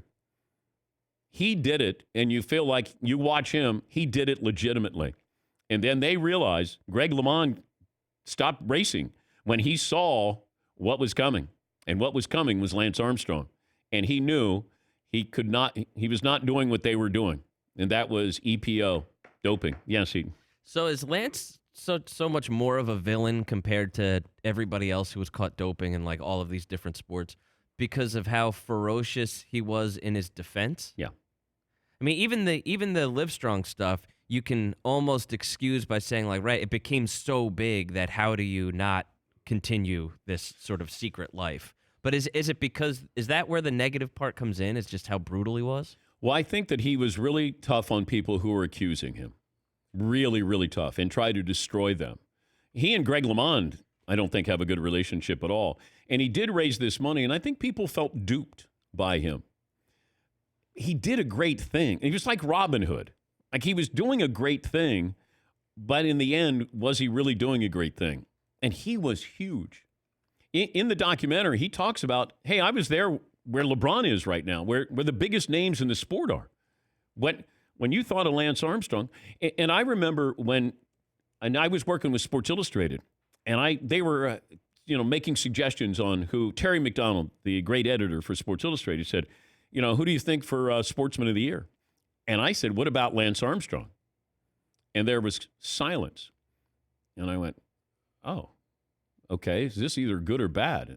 And they couldn't give him Sportsman of the Year because of all the baggage that went with him. Now, you can say, did we know the same thing about Sosa and McGuire, that they had them as the co-Sportsman of the Year on the cover? But Lance was so much baggage with him that they didn't want to do that and have it blow up in their faces. But the Lance Armstrong, they got one more episode that's coming up next Sunday. I'm curious to see it. But I watched the Greg LeMond 30 for 30 last night, and I thought it was fascinating. I mean, it really was. And I knew the story of Greg, but just how his own team, because he had this legendary rider who was going for his fifth. Greg thinks he's going to win. They're teammates. Greg had to let Bernard Hinault make up over 2 minutes. He basically had to go slow. So this wild. And then you have the guy who is their coach who is saying all these negative things to LeMond during the race. Like, what are you doing? Like, let Bernard catch up to you. And Greg LeMond let Bernard Hinault win the Tour de France. Let him win the Tour de France. Yeah, McLevin. I was wondering how you were spitting all these Greg LeMond facts out. I'm like, wow, Dan remembers that really, really well. No. It just kind of jolted me a little bit because you're thinking what Lance did at the Tour de France. Greg LeMond opened the door for Americans, it felt like, at the Tour de France. And look, we didn't care about the Tour de France. No one did until an American got involved. It's like the America's Cup. We didn't care about the America's Cup till we lost it. And then, damn it, we're so upset that these multi-millionaires, billionaires, like the America's Cup's named after us. They can't take it to Australia. Those Kiwis, what are they doing? Like, we didn't care until we lost it. And then we wanted it back. I only cared about it when it was Ted Turner. Ted Turner, I wanted to be on that boat. Captain, what was it? Captain Courageous? What was that Sports Illustrated cover where he's got his little skipper hat from Gilligan's Island on? But that's when it was fun. All right, let me take a break here. We'll get some phone calls here. 877-3DP Show, email address dp@danpatrick.com. Dean Blandino, who does a wonderful job, former Fox, he used to be the rules official for the NFL. He headed up the officials. He now works for a Fox NFL college football rules analyst, and we'll talk to him about these new rules. I want to know about the Sky Judge. I want to know what the role of the Sky Judge is going to be this upcoming season, because I've heard a couple of things. It might just be for preseason. I get the feeling that they might roll it out for the preseason, but they would incorporate it into the regular season. So Dean will join us coming up in about an hour. Your phone calls in the On Deck Circle will give you our best and worst of the weekend as well. Glad to have you on board, 20 after the hour. This is the Dan Patrick Show. You check things all the time, like your email, your Instagram, but what about checking something as important as your credit? Discover makes it quick and easy. Best of all, it's free. FICO credit scores. Discover's offering that opportunity to check out your FICO credit score, which is the score used by 90% of top lenders. And you get that for free, even if you're not a customer. Checking your score won't hurt your credit either. Check each month for changes. The Discover Credit Scorecard. Free for everyone. Learn more at discover.com/credit scorecard. Limitations apply.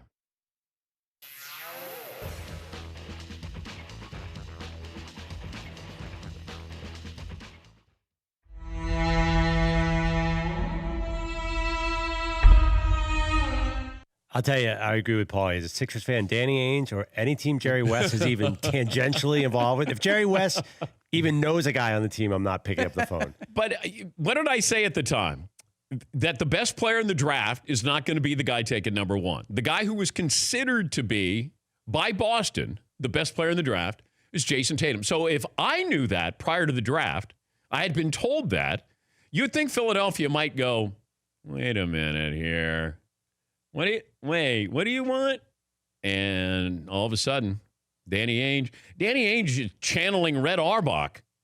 Yes, McLeod. Jerry West is worse, though. I mean, everything the guy does, every team he touches is crazy good. I mean, what he did with the Warriors, I think the two of those guys, and I'm telling you, because I think the Sixers keep on making more mistakes. Like, they keep on signing. I've seen, like, Jimmy Butler, Tobias Harris, Joel Embiid. But those guys might not be on the team next year, Butler and Tobias Harris. So the whole process amounted to what? I kept telling you. It's silly to say it's a process. Well, they have a lot of talent. There's a lot of highly paid guys. I know, but you lost for all those years. And then you're going to pat yourself on the back. You lost all of those years and you got a couple of good players because you drafted them. Wow. Well done.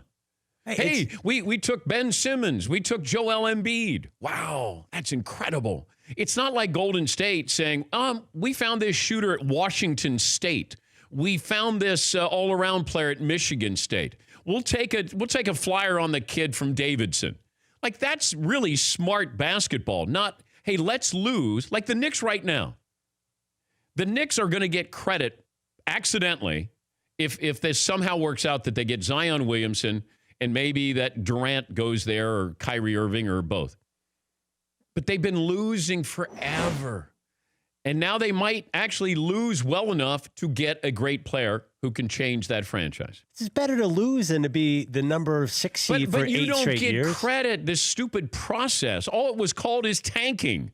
Well, what happened was they gave up on Sam Hinkie and they brought in Brian Colangelo and he just made mistake after mistake, including the Fultz trade. Okay. If they had picked Tatum, things would be different. But Colangelo was lost. But you want to compliment the process. The process is just a nicer word for tanking. That's all it is. It is.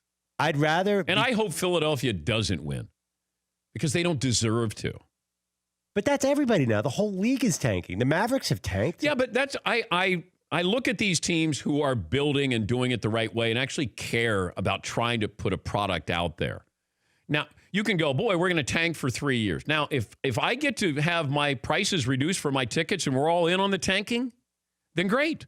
If you say to your fan base, hey, lowering prices, we're tanking, full speed ahead. Now, you can call it the process so you don't get fined by the commissioner. But we know what this is. So you were crappy and you lucked into a couple of high draft picks. But you have to. Otherwise, this is the only way to build an NBA team now. No one's signing for Philadelphia. Well, you're not going to get a Joel Embiid unless you tank. It's an unfortunate reality. I'm telling most of the more teams are like the Sixers than are not. Did the Warriors tank? You keep bringing up the Warriors. They're the one exception. They're the greatest franchise in modern basketball. What about the other 29? Did they draft smart? Yeah. Okay. So you're right. So let's follow the Warriors' path. That's easy. I know. How about we're smart in who we draft? Then you have homegrown talent, and then you can keep them. Look at the Bucks. Have the Bucks done it the right way? Well, yeah, but they haven't won. No. They didn't tank they got to lucky. get the Greek free. Oh, okay. So they got lucky that he lasted till 15. Okay. Maybe smart and lucky as opposed to being crappy and lucky? Because that's what the Knicks are. That's what the 76ers, that's what teams do. I honestly don't know a path to a championship other than that right now. Especially the Knicks. What are they supposed to do? They spent $70 million on Tim Hardaway Jr. They don't know what they're doing. True. But they may benefit from being so bad, organizational tanking. That's what it comes down to. These players play hard. It's like, when Derek Jeter talks about the Marlins. Hey, we're not tanking. They play hard. Yes, he could put us out there and we'd play hard, but we're not any good. Or we shouldn't be out there. We should be in AAA.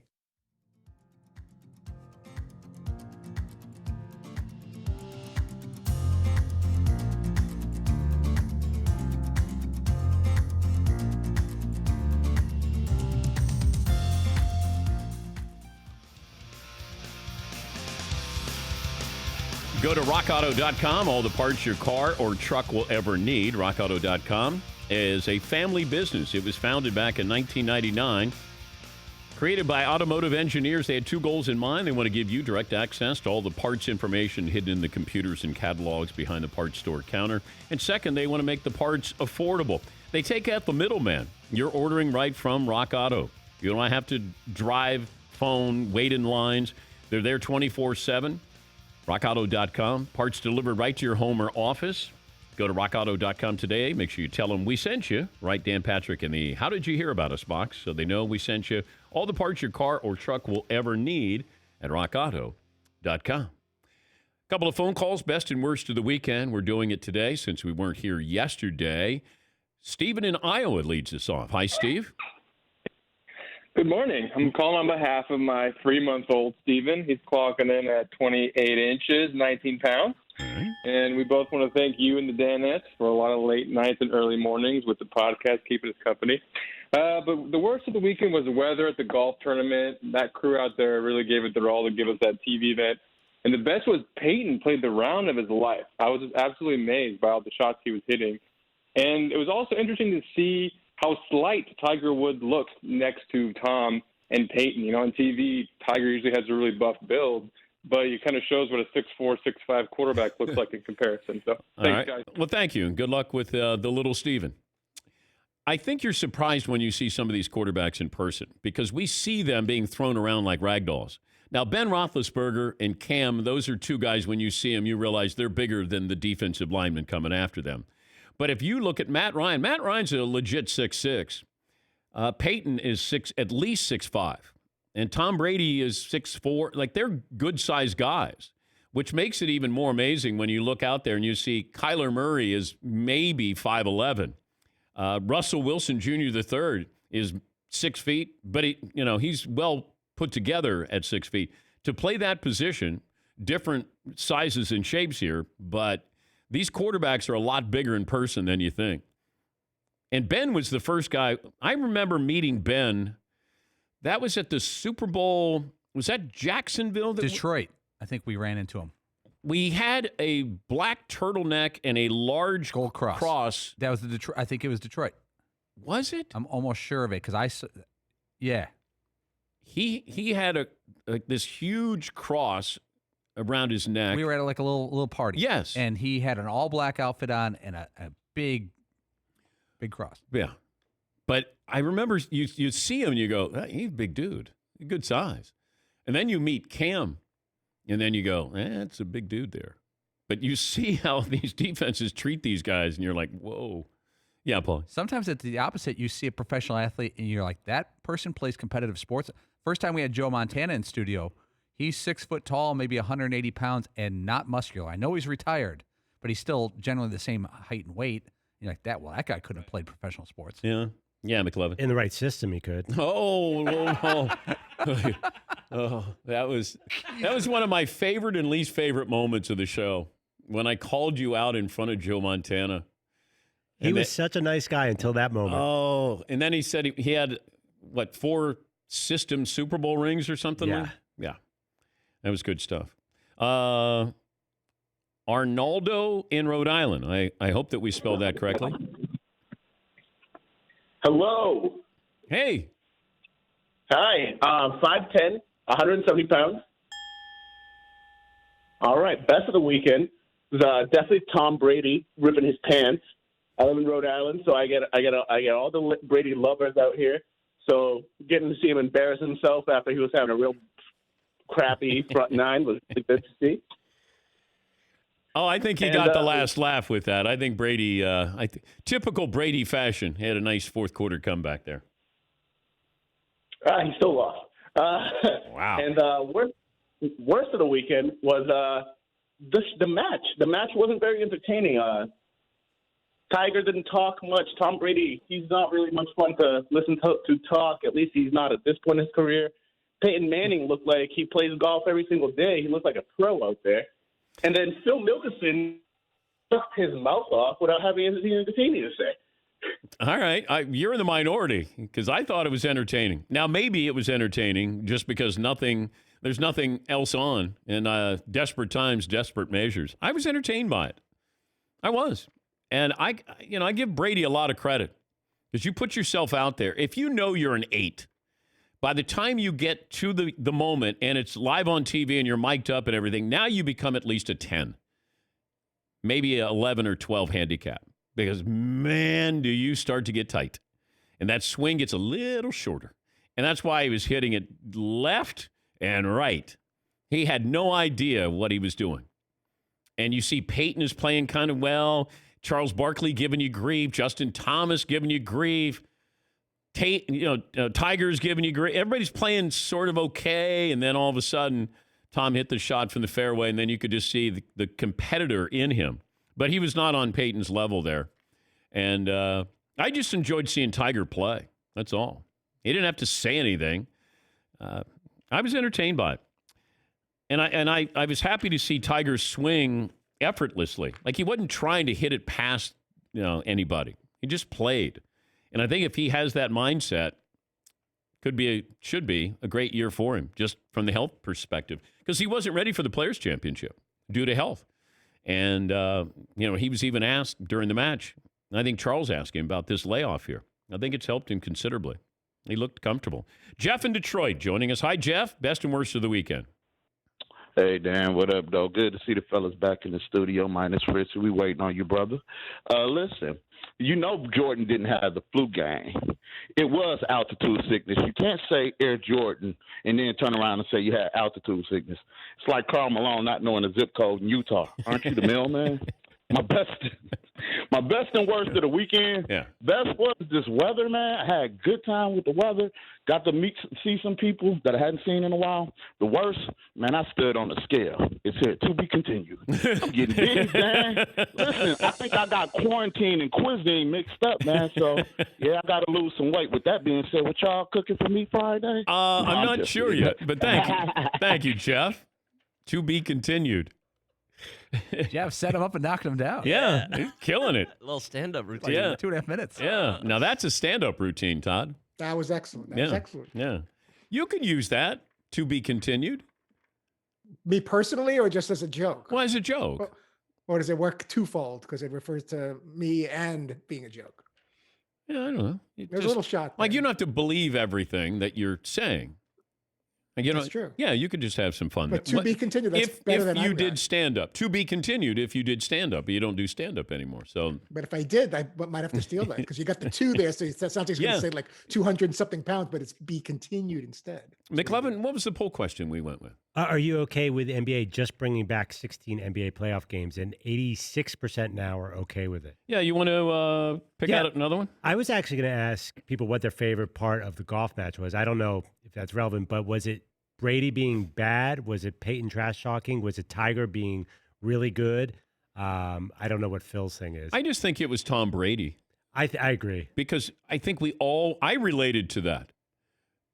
And there are not many things that I relate to in Tom Brady's world, but I did that where I went, he just wants to crawl into a hole and hide. He wants to be substituted. He wants somebody to send in his backup quarterback here. Yes, Yeah, it's like every time you see him hitting out of the trees, be like, oh, yeah, I know that view. I know that view for sure. He was hitting shots hard left. And I know that feeling because you get tight and all of a sudden you try to swing harder and then you're quicker and it's just going zoop. You turn on a left blinker. Yes. And the thing that's so crushing about golf is that with each swing, there's so much hope. Every time you pick up the club, you're like, this one's going to be great. This one's going to do it. It's going to be the best shot I ever hit. And then all of a sudden you just see it go, oh, great. Here was a story I saw, John Oran from the Sports Business Journal, about networks pumping in fake crowd noise, because this is going to happen. It is. Everybody's getting prepared for this. They're trying to figure out the best way to produce games in empty stadiums and arenas. And the executives from the top TV networks suggest that fans should get used to the idea of artificial sounds. It's going to be the version of the laugh track that you'll hear on sitcoms. Fox Sports looked into the idea of using pumped-in crowd noise soon after leagues suspended their seasons in March. After studying telecast of games with no fans, they decided the lack of a crowd roar was noticeable on baseball and football telecast. Fox Sports did not use artificial noise for its NASCAR coverage earlier this month, for example, because the lack of crowd noise was not noticeable given the roar of the engines. Yes, I don't listen for the crowds when I'm watching a NASCAR race. With football and baseball has so much quiet time where you're relying on some of the crowd noise, the ambiance there. College football, we praise announcers when they lay out because we want to bring the crowd noise in. It brings us closer to the game. I don't know if you have that many moments now when college football comes back or baseball where the announcer is laying out to allow the artificial noise to come in, because it might scream, hey, that's artificial noise that you're laying out for. So this is a baseball game. Baseball's back, and I just pump in this noise. And Justin Verlander and the Astros leading 2-1, and Verlander deals to Cody Bellinger. 2-2. Yeah. All right. Should we add in a... Wow. No. Cody Bellinger's at the plate. Oh, right. Sorry. Yes, Todd. What if you hear you're a bum, Judge, and it's a Twins-Mariners game? They didn't edit that part out. They start referring to some player that's not even in that game because they didn't check for continuity. Oh, so they... You're a bum, Judge, and it's a Mariners pirate. So you're talking about Aaron Judge? Yes. Oh, okay. Yeah. You confused me like there was a judge. No, someone's yelling a specific player, and they should have edited it out. They didn't realize they can't just put it in for any game because that team's not even... Like you're a bum, Trout. Right. There you go. Yeah, that would have worked. And it'd be like a White Sox Astros. Yeah. Let's go around the room. Best and worst of the weekend. Todd, I'll start with you. Okay, best and worst of the weekend. My best, I attended my friend's daughter's backyard high school graduation. The parents made a speech. They had balloons, banners, cupcakes, socially distant chairs. I thought that was really nice out of a tough situation. That was supposed to be her graduation day Sunday, and they made it up as if it was just a makeshift graduation in the backyard. Worst of the weekend, in the pace lap of the Coca-Cola 600, 2 pieces of tungsten jumped out of our friend Denny Hamlin's frame rails. Tungsten's a heavy material which can cause serious injury on the track. The crew chief, the car chief, and the engineer all suspended 4 races because that happened. Yeah, I didn't know what it meant. I just knew that, I guess if tungsten falls off your car, it's an automatic 4-race suspension there. Who knew? McLovin, best and worst. It's all contained in the Eli Manning Twitter universe. So Eli Manning joined Twitter this week. He was good. He was funny. Yeah. And then I give the best to Tom Brady to come on and say, this is what Brady said, welcome Eli Manning in typical fashion. You never showed up until the fourth quarter anyway. I thought that was the best. That Eli came at him during the match was pretty funny. Yeah, I thought it was well done. I thought Eli, sneaky good. Seton O'Connor? My best of the weekend was Peyton Manning during the golf event, because there's been so much talk of him sort of getting in the booth and seeing more of him on TV as an announcer. And it just sort of gave you a little bit more of him, sort of what he's like when he's just being himself. That, I don't know, I think he's going to be pretty great should that day come. I would love to see it. I just don't think it's going to happen. I don't think he's going to be an analyst. Now, this was brought up to me a couple of times by a couple of people who work in TV. hey, do you think Phil would be a good analyst? Phil Mickelson. And I went, I don't know. There's a know-it-all feel to Phil, and you have to know when to stop talking. He's very bright, and he understands, the nuances of golf, which is what we want to know. But I want, somebody's laughing at themselves. Faldo became a lot better golf analyst by laughing at himself because he was pretty stoic when he played, and he didn't share a lot of personality there. When we've been around him, I found him to be great and self-deprecating, and that's what you need. You won your majors, have a little bit of fun, be human when you're doing that. But I don't know if you would have Phil try to out Tony Romo, and that would make me a little nervous. Do you have a worse there, Steve? Oh, boy, do I ever. Uh-oh. Yeah, this is things are going so well today. I hate to do this to you guys, but official word that Nickelback night has been canceled.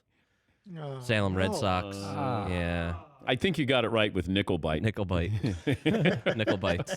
Yeah, Nickelback night canceled. Postponed or canceled? That's a big difference. Well, I don't know, but it doesn't sound like it's happening. It was supposed to happen next week, so. And they sent us all those Nickelback albums, or the band. I'm not going to send them back, but the band or their manager sent me all of their albums, and I appreciated that. Paulie, best and worst of the weekend. Jeez, I don't know if it could get worse than that, but Nickelback night canceled. Patrick Ewing getting the coronavirus. Yeah. I mean. Yeah, that was bad too. Yeah, that was bad. I heard it. That he's the last person I've hugged in my life, besides my wife and kids, maybe. So that was that one hurt. I thought the best was TNT bringing in Barkley on the golf event. Barkley is not scared to jab people. He really makes almost any event better as an on-air host. He can all the golfers know who he is and can have fun with him, and he can bust chops and take a beating. He's pretty good on air. Yeah, but that's what makes Charles so good. Is Charles can say something, he can be serious about something, or he can dress up something that is serious and have a little fun with it.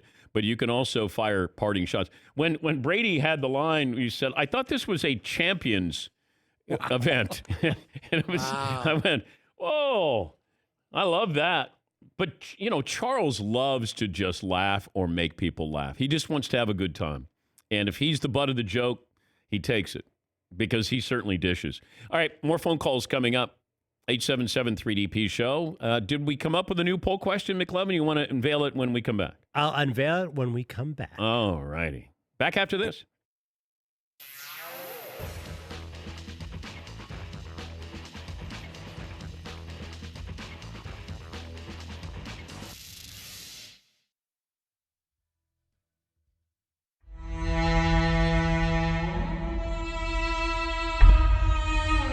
Yeah, Fritzy. Are we leaving out any women? I feel like the females aren't being supported enough. Well, that's your wheelhouse. Yeah. Mary Tyler Moore? I had B. Arthur as Maud and Blanche from Golden Girls, but it's got to be something better than that. What happened to this show? Yes, those are great. Write-in candidate Don Knotts, Barney Fife from the Andy Griffith Show, and Mr. Furley on Three's Company. Wow, that's such a winner, dude. Out of nowhere. Mr. Furley? Oh, such a winner, dude. Yes, McLean. We have a fan who's a producer for It's Always Sunny in Philadelphia who sent me a screaming email. Danny DeVito for It's Always Sunny in Philadelphia. Not quite. And Taxi.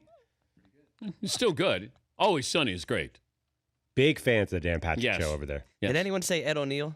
No. Married with Children and Modern Family. Wow. Bam. That's pretty solid. That might out Bryan Cranston. Yeah. But Walter White was so big. I mean, that was like the kind of show that I remember seeing on social media because I watched it after the fact. People stopped down and were like, all right, this is it, the final one. Yeah. Like, what's going to, everything turned off just because that was happening. Yeah, Paul. I just got an email from the United States Olympic Committee. They'd like to weigh in on this, and they actually back you, Dan. They say if you sprinkle in Bryan Cranston's 3-episode arc on Seinfeld as dentist Tim Whatley, you could pop Seinfeld on his resume. Man. Yeah. Walk off. So good. Yeah. So good. The thing is, it's such a different character. I'll give you that. There's no wider range in the two characters of people than Walter White and Malcolm in the Middle. That's what he gets credit for. Like those are complete opposites, right? Well, what was his character like in Malcolm in the Middle? Goofy. Like he was a dad who was a kid. He was goofy. fun, get in trouble all the time, kind of absent-minded. His wife Lois was the strong one there, had the 3 boys. Just watch. There's one episode of Malcolm in the Middle. Watch it, and then if you have a different opinion, then you know what? I'll stand down. When he wants to become a professional race walker, just watch.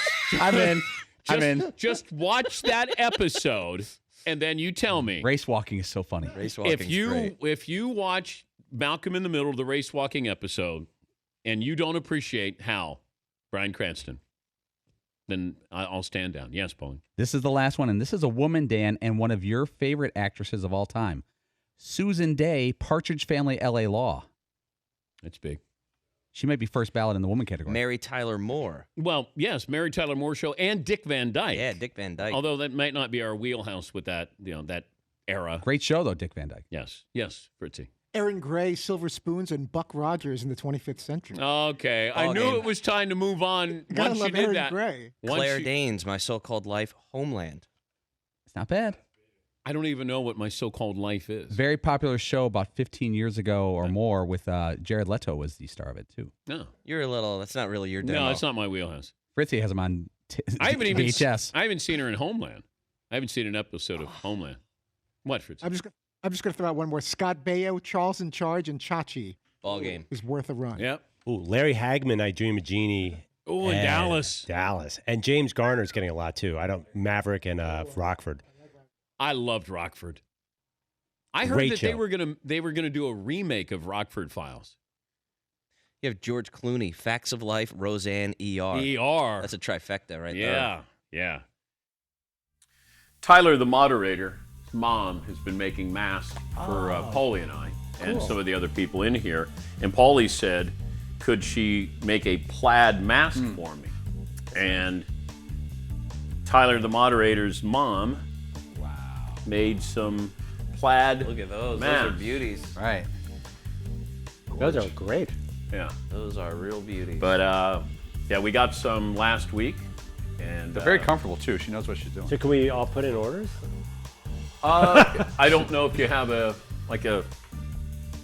particular specific. Yeah. I mean, I might do some design work and see, like, Are these maybe my N95 rated? No, it might be or cool. whatever? My I don't know if they're rated, but and I think if you walk into a store, nobody will. this is the best part is you can reverse it. It is reversible. It's reversible. Yeah. It's tough if you wear glasses, though, because it steams up. I know. I know. Oh, does it? Yeah. Oh, yeah, I can see it. Yeah. Yeah. Yeah, the glasses has been a problem for me, but it's okay. Thanks, Mrs. the Moderator. Yeah. So. Thank you, Mrs. Moderator. Just want to thank you, Mrs. the Moderator. This has been some pretty exciting stuff around here. Thanks, While you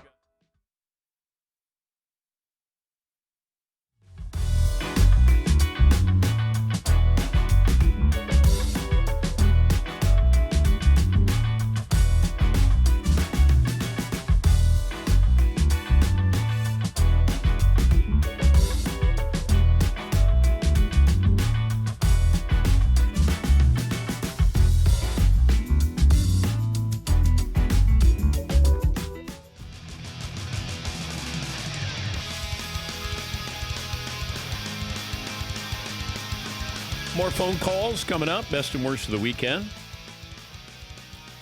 Saw a couple of tweets from Bomani Jones over the weekend. Great respect for Bo. He says, I wouldn't blame Cam Newton if he retired. He doesn't need a piddly $1 million to be a backup. If his new life is signing and hoping somebody gets hurt, I'd consider my next life. He don't need it. That's Bomani Jones. There's just a fascination with Cam Newton because we don't know if we've seen the best that he has. Can he come back from these injuries? He's 31 years of age. He's put out videos, like they're not high-quality videos. I'd probably fire his videographer, but dress it up a little bit. It always looks like somebody took this and they're not supposed to be taking it. Like, we're going to sneak in and see a workout with Cam. And maybe that's what they're trying to do. Hey, you're not supposed to be shooting this video here of Cam. He looks okay. You know, nobody's tackling him. Nobody is rushing him. But footwork, arm strength, okay. I hope he gets a chance because I love watching him play. And I go back to what the Chargers draft philosophy was. If you're sold on Justin Herbert, or you were just taking Justin Herbert because you weren't going to get Tua Tagovailoa, I don't know if I would have used that draft pick, 6th overall, to take a quarterback who's not going to be playing this year, and I don't know if he'll play next year. At least that appears to be the consensus. Could Cam Newton have been a better option for you? And that way you use that draft pick and you take a great defensive player, an impactful defensive player, because the Chargers are trying to win now. And if I got Isaiah Simmons and I put him on that defense, I've got a defense that is as good as any defense in the NFL. If Cam comes in and Cam's able to play, great. If not, then it's Tyrod Taylor's team. And with Tyrod Taylor, is he going to be better than Justin Herbert this year? Yes. Now, bigger plans long term, maybe Justin Herbert turns out to be a really good pro. I just don't know if people are in love with Justin Herbert. I think they were in love with Joe Burrow and Tua Tagovailoa. And Justin Herbert may find himself in the best situation. As I've told you, when you're a quarterback and you go to a team that doesn't need you right away, but you have the elements for success around you, that's when you succeed. Patrick Mahomes in Jacksonville would be a good quarterback. He would not be the league MVP. He wouldn't be, because he wouldn't have the players around him. He would have had a slower start there. Who knows what his confidence level would be if he played his first year there? You don't know these things. Deshaun Watson, if you put him on a substandard team, he's good, but he's not Deshaun Watson. It helps when you go to a team that is 1 or 2 players away from being back to where they once were. Justin Herbert may get that opportunity, but I would have looked at Cam Newton, and I would have drafted.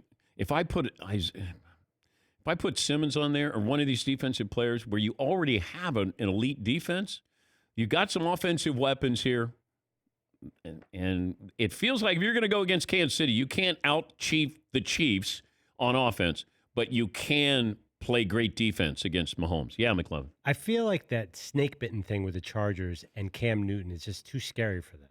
Is that, because they had the best talent. Well, he's not going to cost you a lot. If you bring him in, you just say, hey, we'll do an incentive-laden contract and see if he can play. But if you are sold on Justin Herbert and you feel like he's the next 5 years, okay, then fine. That you're absolutely positively sold on him. I get the feeling they would have taken Tua if Tua was there instead of Justin. Then you're not all in on a quarterback.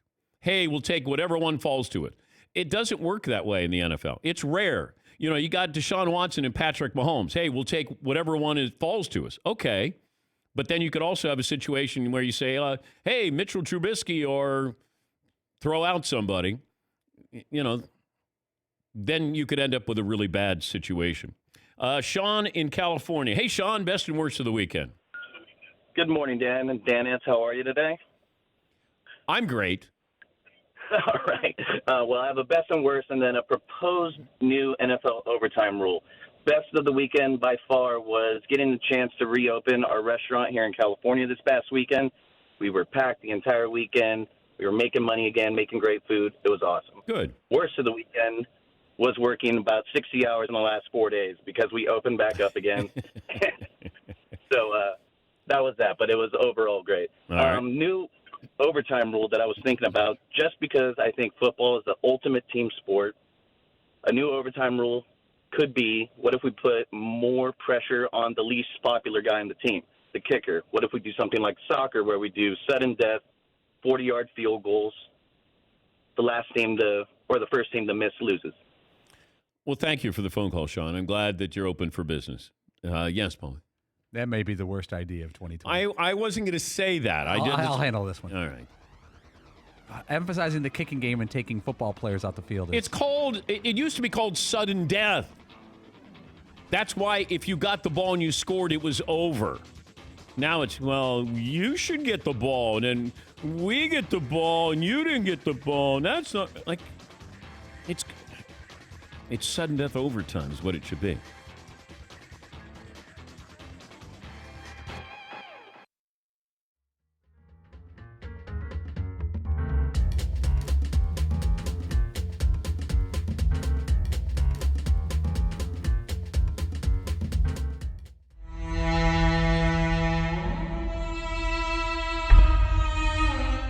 So this weekend, I went whitewater rafting, and I'd never done it before. Have you guys ever done that? Yes. Were you scared? I was pretty nervous when I first got out there because I'm not a strong Well, I had swimmer. a life jacket on. Yeah, and a helmet. I had a helmet too. But I'm always worried about the rocks you don't see. Our instructor told us if you go in the water, don't just go like that. Kind of tuck in so your legs don't hit the rocks and get caught under something. Yep. And let the water kind of take you out of the rapids. Don't, and also try to grab the boat immediately. If you can hold on to the boat, but if you can. This one dude flew in the water.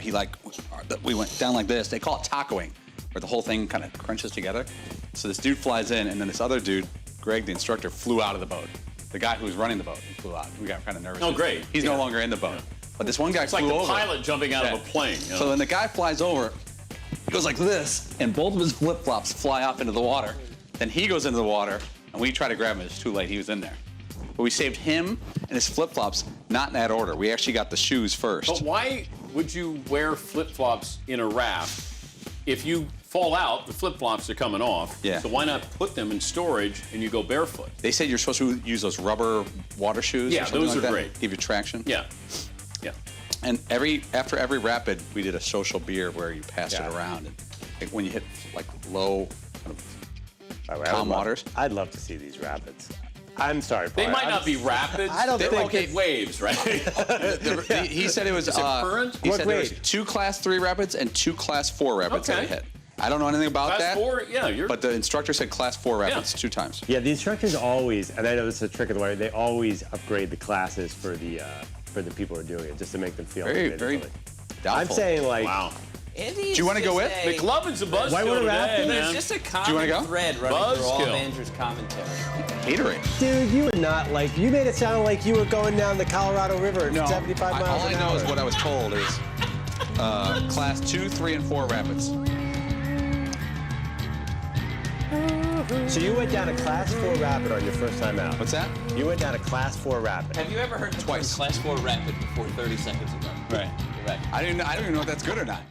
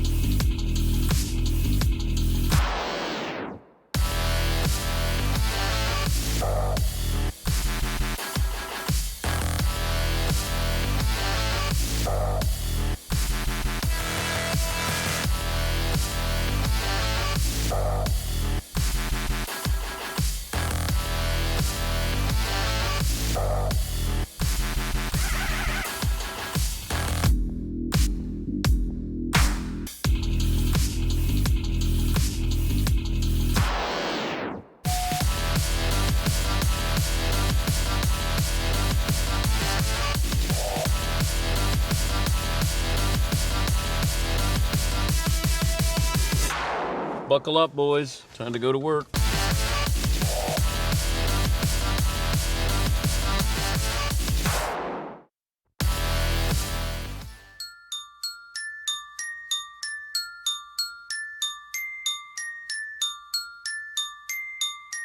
Yesterday, Memorial Day, a day we honor the men and women who gave their lives to protect this great nation.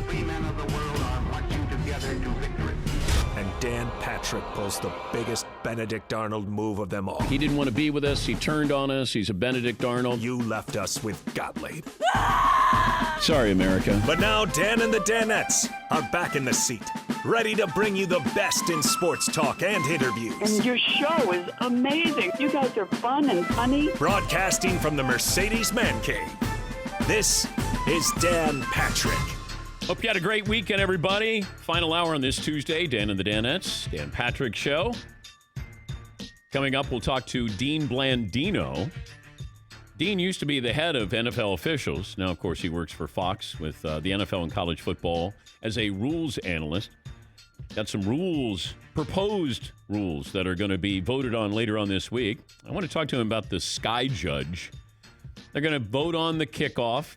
If you're able to do that twice during a game where you, instead of the onside kick, you're going to have the opportunity on a 4th and 15 from your own 25.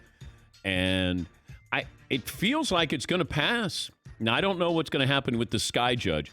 This is what I was told yesterday by somebody with the NFL.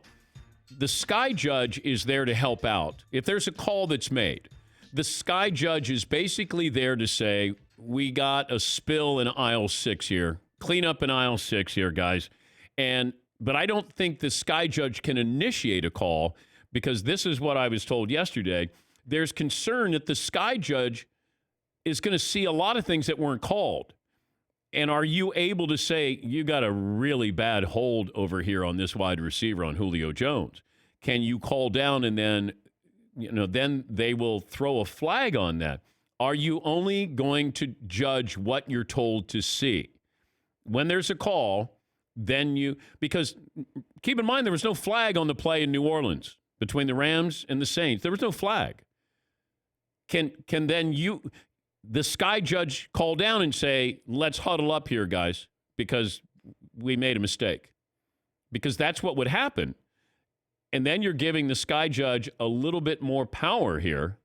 And that's what I think is making some people in the NFL nervous. Yeah, Paulie. What if there's a long touchdown pass, and when they go to replay, they see the offensive lineman having his hands to the face mask of the rushing defensive lineman, obvious grabbing of the face mask, illegal hands to the face. The Sky Judge sees this instantaneously. Can he initiate a call away from the ball? Well, that would had to have happened with the Saints-Rams game. Is he has to call down to say, guys, you missed this, even though there was no flag on the play. That's the gray area. I'm not sure about the Sky Judge. I like the Sky Judge if the Sky Judge helps them make the correct call. I think they weren't totally committed to the pass interference replay last year. I get the feeling that we put it in the books just to placate everybody. Like, okay, we get it. We made a mistake, Saints-Rams, so now you can review this. I just don't know if the NFL fully embraced that last year. I wasn't a proponent of it because you made one bad call. That doesn't mean you have to overturn everything that you put in place before. Just get the call right. I mean, something as simple as get the call right. You don't have to go, we have to implement a new system here. Yeah, McLovin. Remember how much people hated all the holding calls early last season until Tom Brady put a kibosh on it by tweeting about it? Yeah. So it sounds like the system you described means more calls. As long as that person helps the call that is made. If you need help from somebody who is part of the crew, then I'm in favor of you getting it right. It used to be instant replay. It's just called replay now, which I find interesting. Remember? Hey, it's instant replay. Now it could take a couple of minutes replay, and I have a problem with that. And then you'll be watching, you'll go, okay, that's obvious. Okay, you're still watching. Now let's look at another angle. No, it's still obvious. Here's another. It's still obvious. And then 4 minutes later, you go, and the ruling on the field stands. And you're going, okay. All right, 877-3DP show, email address, dp@danpatrick.com. Say good morning to our TV partners. youtube.com/The Dan Patrick Show. It's a small group back there. They have their little room. We built a control room. And I got the big German. I got his dog Penny. I got Tyler, the moderator, handling Chat Row. Chat Row T-shirts, I'm guessing, should be here in the studio coming up this week. At least I hope so. And we got Dylan, who does graphics. No longer, he graduated. He doesn't get us breakfast anymore. He graduated to doing the graphics. Mario is back in the man cave as well. Chat Row, I'm sure, will love that. We're going to stay with the poll question there, McLovin? So we put up a new poll question. Are you okay with networks pumping in fake crowd noise? Okay. And the early results are strongly one-sided. No. No. 82% say All right, no. let's go around the room because I was listening to the Bundesliga over the weekend on radio again, and they pumped in fake crowd noise. I just like saying the Bundesliga. But they used fake crowd noise, and I thought it made it entertaining. Yes, Eaton? I did like when they put cardboard cutout fans in the stand. That's pretty funny. And it did fill up that empty space, that it didn't feel so barren. Wasn't it a baseball team in Korea that put sex dolls in the stands? I'm sitting in for Todd here to say, yes, that was true.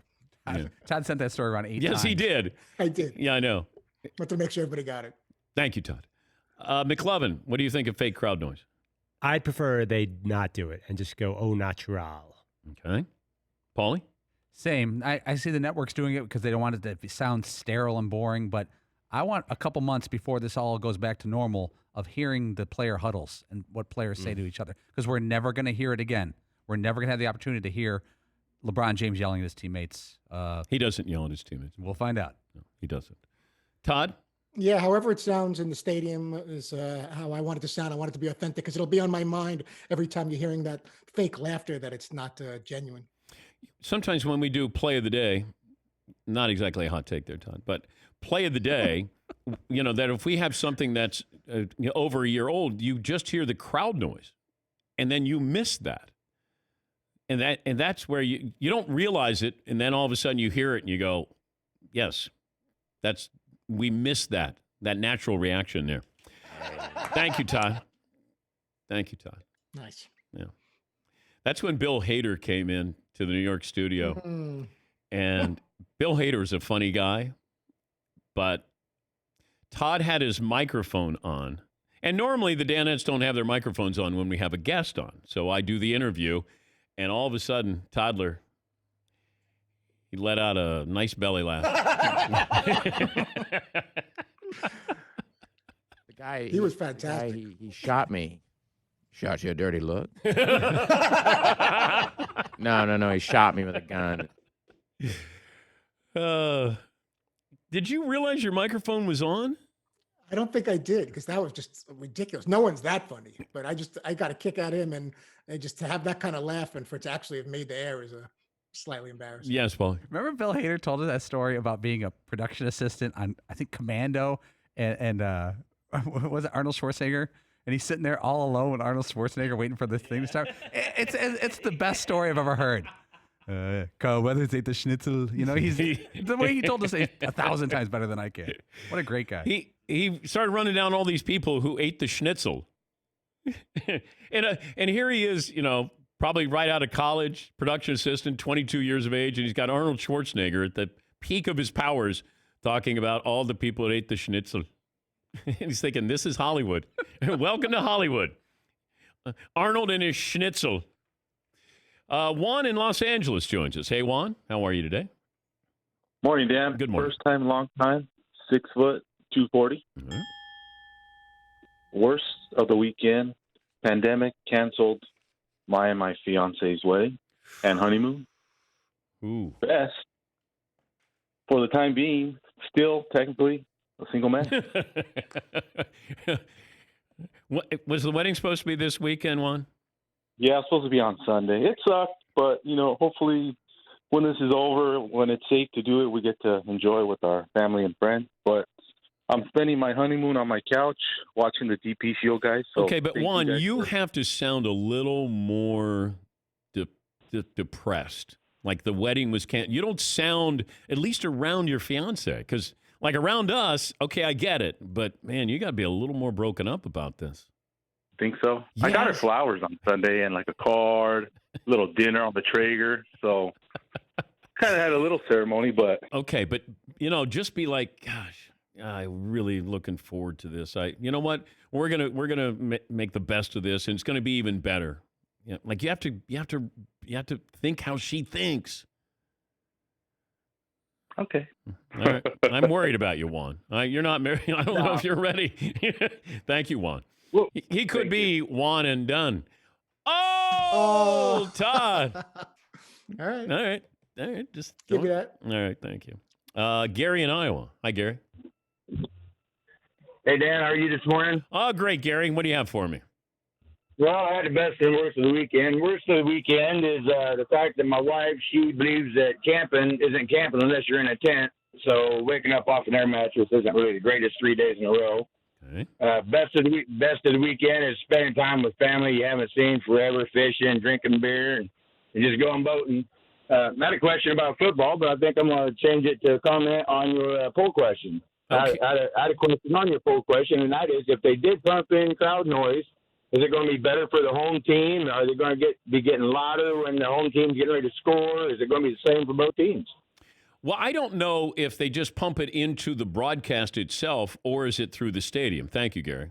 Yes, McLevin. I saw a story. The German league did not make it available to the players. It was just on TV. Yeah, for example. and that's what I don't know what TV is going to do. Are they going to use it for those watching and listening as opposed to those in attendance or not being able to be in attendance?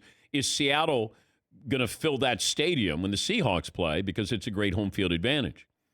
Yeah, McLeod. Are we sure there are no fans because of that? Remember that Ohio I State don't know. plan anyway? I have no idea. So maybe for football won't be an issue. What happens is, and baseball's the worst at this, everything gets leaked out. Everything with baseball gets leaked out. And that's why baseball's in the situation they're in right now. This should have been handled behind closed doors, behind the scenes. Now you get everybody involved in this. All the players are spoiled. They don't care about the fans.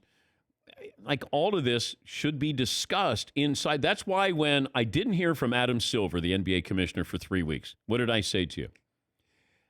This is great news.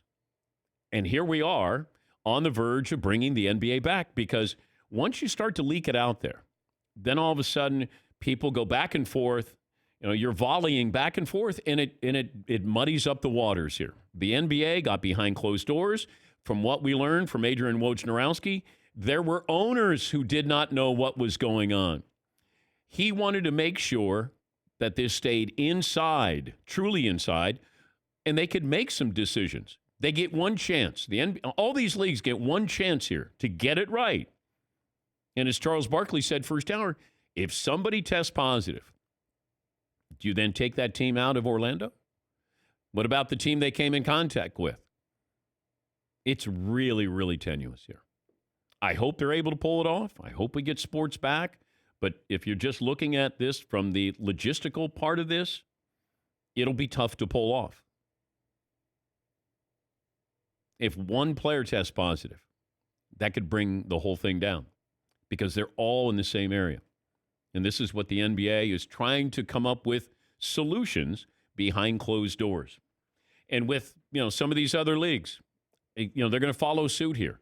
The NHL might be closer to coming back than anybody else when you think about it. Jeff in St. Louis. Hi, Jeff.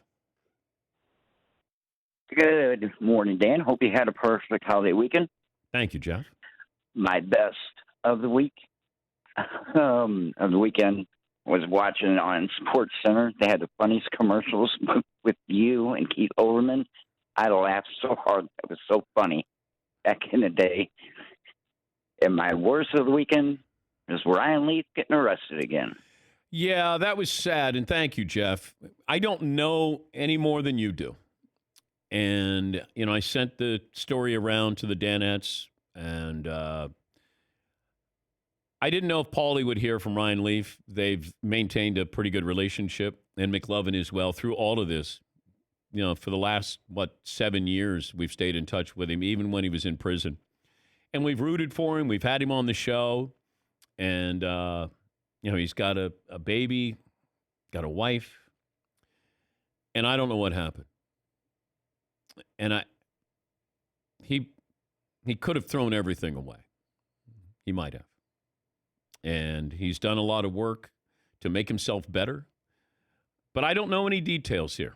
I don't know who's involved with this. It's labeled a misdemeanor, but he has no margin for error. He doesn't have enough clout at ESPN. And that would be hard for ESPN to keep him. Unless he's able to tell them what happened and it's not, I don't know. Because it's dangerous for me to speculate. I hope that Ryan is going to be able to come out of this because he's done a lot of work. But that was tough. That was tough over the weekend. I was sad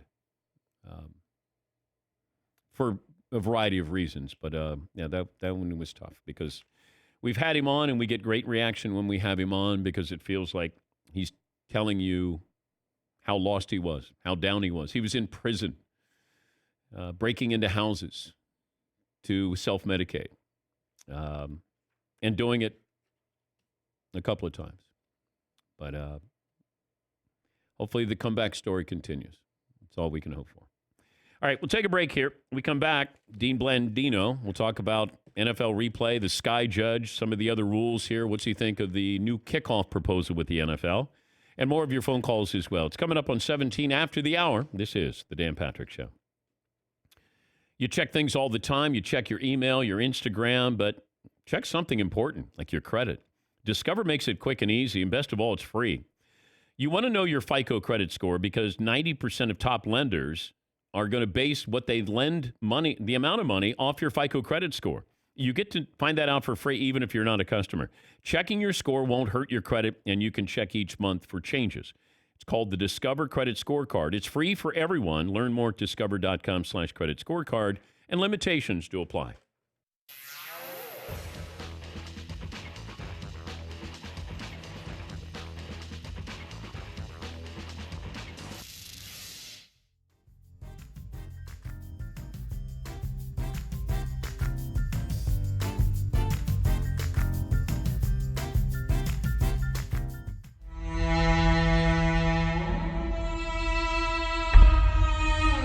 Since we have a house band today and we got a glimpse of what professional guitar players look like this morning, we will bring up the question, what would you rather be awesome at? Playing guitar, golf, pool, or dancing? You can be awesome, not make a living out of. Oh, you just blew Seaton's head because he's just desperate to be a good dancer. So just in the neighborhood, you don't make a living at it, but you're really good. Like when people come over, you could jam out in guitar. Exactly. I play guitar the rest of my life. I can play golf the rest of my life. I can dance the rest of my life. I can play pool. I don't want to be good at pool. You don't want to walk into a bar and know that you can beat anybody? No. Because you better be good at fighting, Yes, too. that's true. Once they know you set somebody up, like, hey, I'm really, which end of the stick do I use here? Then next thing you know, you're running the table and then you're getting your butt kicked. Yeah, Seaton. I'm just saying that the ability to be a good dancer is a grossly underrated, underappreciated skill. Yeah. But how many opportunities do you get? Like I could play guitar all day. I'm not going to be able to dance anyplace unless I'm dancing with myself. No, see, what you're not thinking about, though, is that you've spent a lifetime learning how to avoid dancing opportunities. If you were a good dancer, you would seek them out. Just like, it's in the kitchen with your wife. Let's dance. Like I would just go to random wedding receptions? Yeah, you just could be dance? a crasher. Yeah. Yes, Fritzy. There's something about women, though, swooning all around you while you're playing the guitar. Oh, yeah. And if you even have a decent voice to go along with playing the guitar, you can really entertain the troops for a long time. Yeah. I think I would go guitar before I would anything else. Yeah, Paulie. I have this friend named Ed. He's a dentist, very successful guy. Known him for like 12 years. Ed Kaz, shortest name in history. And 5 letters total.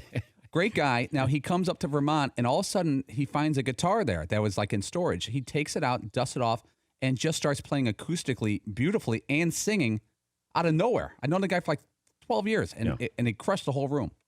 That was a sneaky move. Yes. See, being a good guitar player is also a great way to avoid having to dance. Oh, I don't dance. I'm playing the music. Yeah. So you guys all go dance. I'm going to sit here and jam. You're going to hear a great guitar player coming up. Mahali, who is the lead singer of Twiddle, you're going to hear just how great he is. And in that, there's a difference. Like if you walk in the room and that dude's playing guitar, you're like, oh, God, all right. Nobody's noticing me in here. Yes. On the way in, I listened to some of their live album. They have a live album from 2014, cleverly titled Twiddle Live. Yeah. And they open up with this song, Polluted Beauty. They spent all their creativity on the music, not on album Twiddle titles. Live. Yeah. And they open with this song called Polluted Beauty, and this guitar solo in that, he is absolutely shredding. It's unbelievable. Not fair. It is not fair. Yeah. Yes, McLovin. You guys are underrating golf, by the way. To step up to the first tee with no anxiety, you become basically a CEO if you're good at golf. Like, Yes. I'd be a billionaire if I was good at golf. I would put golf number 2 on that list because I can play golf like decent, but I have no shot with guitar. I picked it up and I had no idea what I was doing because I even had lessons where I had an instructor. And he would say, and everything was by form when you're playing guitar. Like, you got to put your hand here. And I said, but I want to play like Hendrix does. He goes, you're not, because I would see how Hendrix would hold the guitar. And he goes, nobody can play like Hendrix plays. Play like Hendrix. I know. I said, well, can I play like Keith Richards? And he goes, no. You're missing the point here. And I said, well, I don't want to play then. Like, I like to go rogue when I pick up my axe. That's what he teaches you, satisfaction. You realize, wait, it's just dan, dan, dan, dan, dan, dan, dan, dan, dan, dan. That's it? Really? Anybody could do that. Yeah.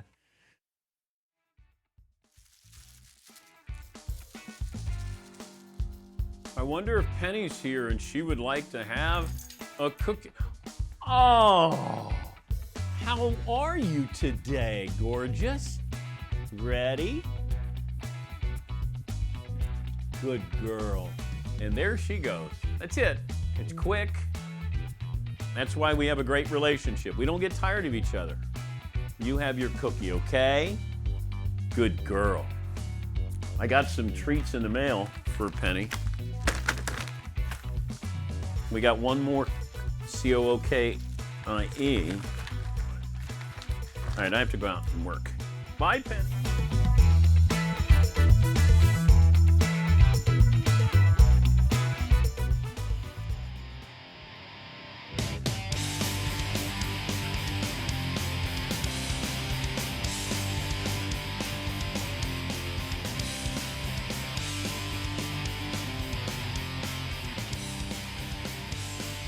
More phone calls coming up. Best and worst of the weekend. What you saw that you liked, you didn't like. Let me get to Bob in Florida, then we'll bring in Dean Blandino on loan from Fox. Hi, Bob. Hello. Good morning. 5'8", 199, and still in Tampa Bay. Okay. My best of the weekend was the 2.5 hours of the This Is Sports Center highlight show, best of, featuring none other than Mr. Dan Patrick. And my worst is Juan and done because Juan should not be done. All right. Well, thank you, Bob. I appreciate that. Sounded a little bit like the late Beano Cook there.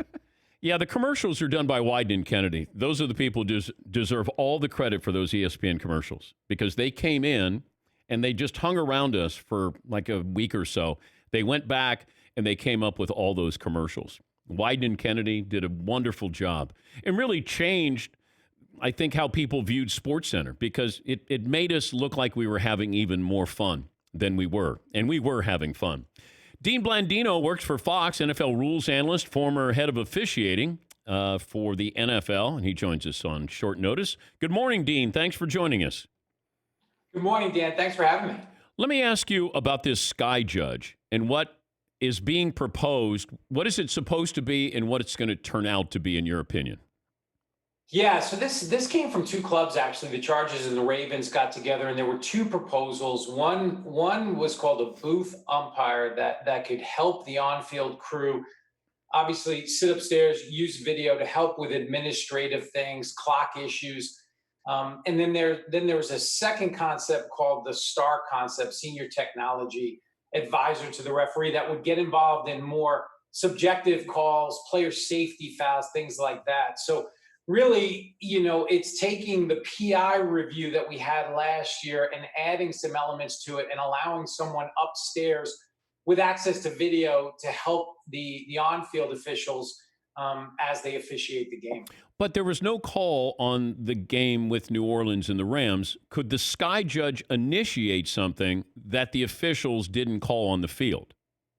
So the way it's been proposed right now, it doesn't look like pass interference would be a part of that. And again, this, as far as I know, is not going to a vote for a regular season rule. This would be a preseason experiment. Yeah. Look at it during the preseason, kind of work out some of the kinks, and then potentially in 2021 implement it. But you also had helmet to helmet on that play. So they missed the PI and there was a helmet to helmet. Could the sky judge then say, "Hey, I got a helmet to helmet, guys," because he can't bring up the pass interference? Would that be safe to assume? Yes, if the sky judge had a hit on a defenseless player, then that would be part of the list of plays that they could get involved in. And so that play, like you said, had two elements: pass interference, which was obviously everyone was talking about, but like you said, there was forcible contact to the head or neck area, and that is something that is in that list of plays that the sky judge could get involved in. I was told by somebody involved in this process yesterday that there's a concern that the sky judge could see a lot of things elsewhere on the field, and then how involved is the sky judge going to be? He's Big Brother watching out, but do you have to go to him, or can he go to you if he says, "Well, I got an egregious holding call against Julio Jones on the other side of the field"? Yeah, that's the slippery slope. When we start talking about officiating the game with video, then you start to see things, right? You can slow it down. Maybe there was a hold on Julio Jones. Maybe the left tackle actually moved prior to the snap. Where do you draw the line? And that's where I think it becomes very dangerous to get into this realm. We saw what happened last year with PI review, and now you start adding these subjective fouls. Where do you stop? Because at some point we got to say, look, officials are going to make mistakes just like players and coaches. We have to minimize them, but we can't be re-officiating every play. He's Dean Blandino, Fox NFL rules analyst and former head of officials for the NFL as far as replay goes. How often would you contact the officials on the field that we didn't know about when you're from the home office? Can you talk about this now of how often you'd actually do that? Sure. Look, it would happen from time to time. I mean, we had a plan in place, especially during the postseason, where if there was something, and this was going to be a break glass in case of emergency situation, right? This was going to be the Saints Rams. This was going to be something significant. We're not talking about something in the first quarter. This had end of game impact. That we had a code word. I would get involved. I would communicate to the referee. We would get the officials together. They would have a conversation, and we'd figure it out with the help of the video, right? That's not something that would happen very often. It would be in that isolated instance where if this is a play that we're going to talk about for years to come, let's get it right now, even if it's not within the realm of the rule, and let's deal with it now. Didn't happen very often, but we did have that in place. What was the code word, and what's one of the plays that you remember? It wasn't, the code word probably changed from referee to referee. It was something that we knew, we established that before the game. It could be Mayday, anything. I don't remember all the specific words. Could have been Dan Patrick, you're big in the officiating. Of course I am. So, yes. So that's what, in some games we would use Hockey really, really light juice for that. But, I remember, I remember there was one game, I'm not going to get into the particulars, but there was a pretty significant miss on a player safety foul that the officials on the field missed. We picked it up in replay. We saw it, communicated down to the referee after the play. It was a change of possession, so we had some time. Referee got the covering officials together. They talked about it, and they threw a flag. It happened late, but it was the right call. Again, that didn't happen very often, but who knows if that had happened during that Saints-Rams game, what would have happened after that? The Saints go to the Super Bowl. Maybe we don't have a PI review. It's not an easy subject. I know there's probably people that feel, on both sides of the fence, but that's something we felt was important during that time. But you're at the home office. You're at Mission Control. So you have all these screens there that you're watching, and then when do you realize, hey, Dean, you got to see? Do you have people who are spotters to then alert you to how important a call is? Yeah, so every game you'd have one person that's responsible for monitoring that game. If you have, an early window on Sunday, you could have 8 or 9 games going on. So it's impossible for 1 or 2 people to see everything. So you have one person that's assigned to that game, and they may call you over if they see something. They've got experience, they've been trained. Some have officiating experience. It was easier during the postseason because you only have one game going on at a time. So everybody was on that game. I could focus solely on that game, and you were able to pick up more things. But again, we would only get involved outside of replay if it was something significant that was going to have an impact on the outcome. Is this still going on? That mission control can then get a hold of the head linesman or the field judge, whoever it is, and says, I got a mayday here. Yeah, it's happening. I think it happens more with administrative things, the clock, fixing a spot, but there's no question that's happening. There's communication. The on-field crew may check upstairs with replay and say, what do you think about that this situation, or replay may see something. But why didn't that happen in the Saints-Rams game, Dean? That's a great question. I don't know. Look, it's easy to sit here after the fact. I've been in that position. During Super Bowls and championship games. There's a lot of pressure. I would hope that if I was in that same position, I would have done something. It's easy to say after the fact. I don't know. I don't know what was going through, the people in the command center in their minds at that time. But obviously, had it happened, things would look a bit different today. I don't know if you feel the same way. I've stressed this opinion before. I don't want all-star officiating crews in the postseason. I want you to have my back for 16 games during the regular season. We know each other. You can come up to me and say, Dan, I think you missed that one. Let's huddle up. And I don't take it personally. I know that you have my best interest at heart. I thought that the all-star officiating teams, maybe there's a lack of communication. Maybe there's ego. Maybe you don't want to embarrass somebody. I don't know if that factored in the Saints-Rams game, but it felt like there was one of the officials is over by Peyton, and I thought he was going to run in to say, hey, we got something here. The official who was right there during the play waves him off.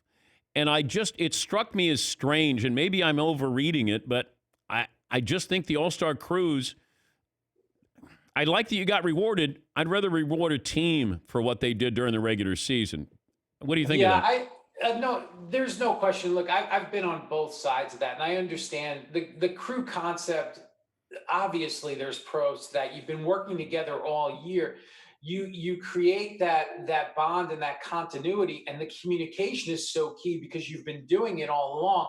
Whereas the people that like the all-star crew, they say, well, you've been compensating for a weak member of the crew all year. Do you want that person in the biggest game of the season, on their own? So I think there's a balance there where you keep the crew together as much as possible. But if you do have, I guarantee if we said to an NFL team, look, I'm going to take your worst offensive lineman and I'm going to replace him with a Pro Bowler for this game, they'd probably jump at that. But again, I like the continuity of the crew. I don't know how much that went into that play. Mm-hmm. I just think those officials reacted. Maybe had they been on the same crew, there might have been more communication. Again, it's all speculation at this point, but I do understand the crew concept, and I think you keep the crews together as much as possible. The XFL with the kickoff, or there's no onside kick, and now the NFL is toying with the 4th and 15 instead of the onside kick. What do you think of this? Yeah, I don't necessarily. I understand. That didn't sound. Yeah, I know. I'm really. It's a very positive. Look, I'm all for change, but I don't like change for just change's sake, right? I like the tradition of the game. I still think the onside kick, there's a chance. You look at the numbers. Yeah, in 2018, it had dropped drastically because of the rules changes, but last year, it was up 12, 13%, which is its historical number. I like the onside kick. I don't like a gimmick. 4th and 15. I just feel like there's a lot of unintended consequences we have to see. Is it a safer play? Nobody knows. Nobody knows if 4th and 15 is safer than an onside kick with the new rules changes in terms of formation. So I like where it is. I understand the reason. I know we need teams to have an opportunity to come back. You want closer games. You want more exciting finishes. I just think there's a whole host of things that have to be worked out on 4th and 15, in that situation. What about penalties? Are you replaying the down if the offense pushes off and they get offensive pass interference? Are we trying it again? What about the clock? All of these different things. I would like for the league to work those things out and then have a good, healthy discussion over the course of time before they implement a drastic change like this. Dean, it's always great to touch base with you. Tell Mike that we said hello. Is Pereira, is he behaving? He's in the other room. He's in my lounge right now. But you two live together, right? We do. We have like a real world situation. So all the officiating experts, Steratore, Macaulay, we're all in one house. I like that. Dean, thanks for joining us. All right, Dan, take care. That's Fox NFL rules analyst, and he also worked with the XFL. You know what's happening. The question is, how often is it happening with, hey, the home office is going to buzz in and just say, hey, I got something here, guys. And if you're the home office, and I know I keep bringing up the Saints and Rams game, but that's why we're here where we are, is because of the Rams Saints. If you see just a helmet to helmet, that's where you have the officials huddle up. It's a helmet to helmet. It's obviously pass interference. And yes, I know I'm hearing from Rams fans. I know they had their chances. They had a chance in overtime and breezed through an interception. I get all that. I'm just talking about getting that play, and it's right in front of you. It was literally right in front of you, and you missed it. That's where I have a problem when we go, we're going to expand this. Okay, if you just get that call right, we're not talking about this. And you could have called helmet to helmet, and no one would have a problem with that. They would have said, and there was pass interference. Yes, helmet to helmet, you could have gotten out of there unscathed. Yeah, McLovin. So every problem, though, with the rule last year, the review should have been, why won't the same problems be there next year? Like, what's different about this and reviewing the pass interference? It's basically the same thing to some degree. Well, you can't, unless there's a flag, I don't think you're using the sky judge. I don't think that you can implement a call. I think you can say you missed a call, you huddle up on helmet to helmet. But I don't know if you can do it on a judgment call, I think is what Dean is saying. This is still open to interpretation here, and I think they want to see how it works in the preseason. I have no idea how much autonomy the sky judge is going to have here. Hopefully it's the officials on the field, because what happens now with replay, a lot of times you'll just throw a flag and then you could pick it up because replay is there to help you. I want the officials to actually have the power, the authority, and be able to try to do their job correctly. Yeah, Paul. Again, I don't know if this has ever been said before, but Dean Blandino, who used to run the refs of the NFL, said the NFL has had this. And he specifically walked us through how they used to do it. They had a plan in place for emergency situations of a bad call, extremely bad calls at the end of games, specifically a playoff game, which is exactly this. He said that they had it. He said called it the break glass in case emergency plan. And he could call down. He said he used it a few times, he himself. How would it be possible if this was still in place, as Dean Blandino said it likely was, that they didn't do this in the Rams-Saints game? That's what I don't know. It's a perfect example of using it. But he wasn't in charge back then, right? Dean was... He wasn't there. It was Riveron. Yeah, Al Riveron. I have no idea. Because you watch that, and you have a chance to correct it. I don't know what role you can play in that. Remember, they huddled for a good 20, 30 seconds. Right? And they may have been contacted. But I don't know how you contact them if you're the home office and you say, guys, there was obviously pass interference. You can get out of this by calling helmet to helmet, which there was helmet to helmet on that call. But I don't know what that role and how much power you have, and can you do something like that on the field? I don't know in real time how that would work. But the fact that Dean, without giving examples, was saying he had done it before in postseason games. But he talked about player safety. Well, the helmet to helmet is player safety. Therefore, you could have called in and had them change that. We'll take a break here. Last call for phone calls. I think Reggie Bush has a good idea. I'll have that for you coming up as well here on the Dan Patrick Show.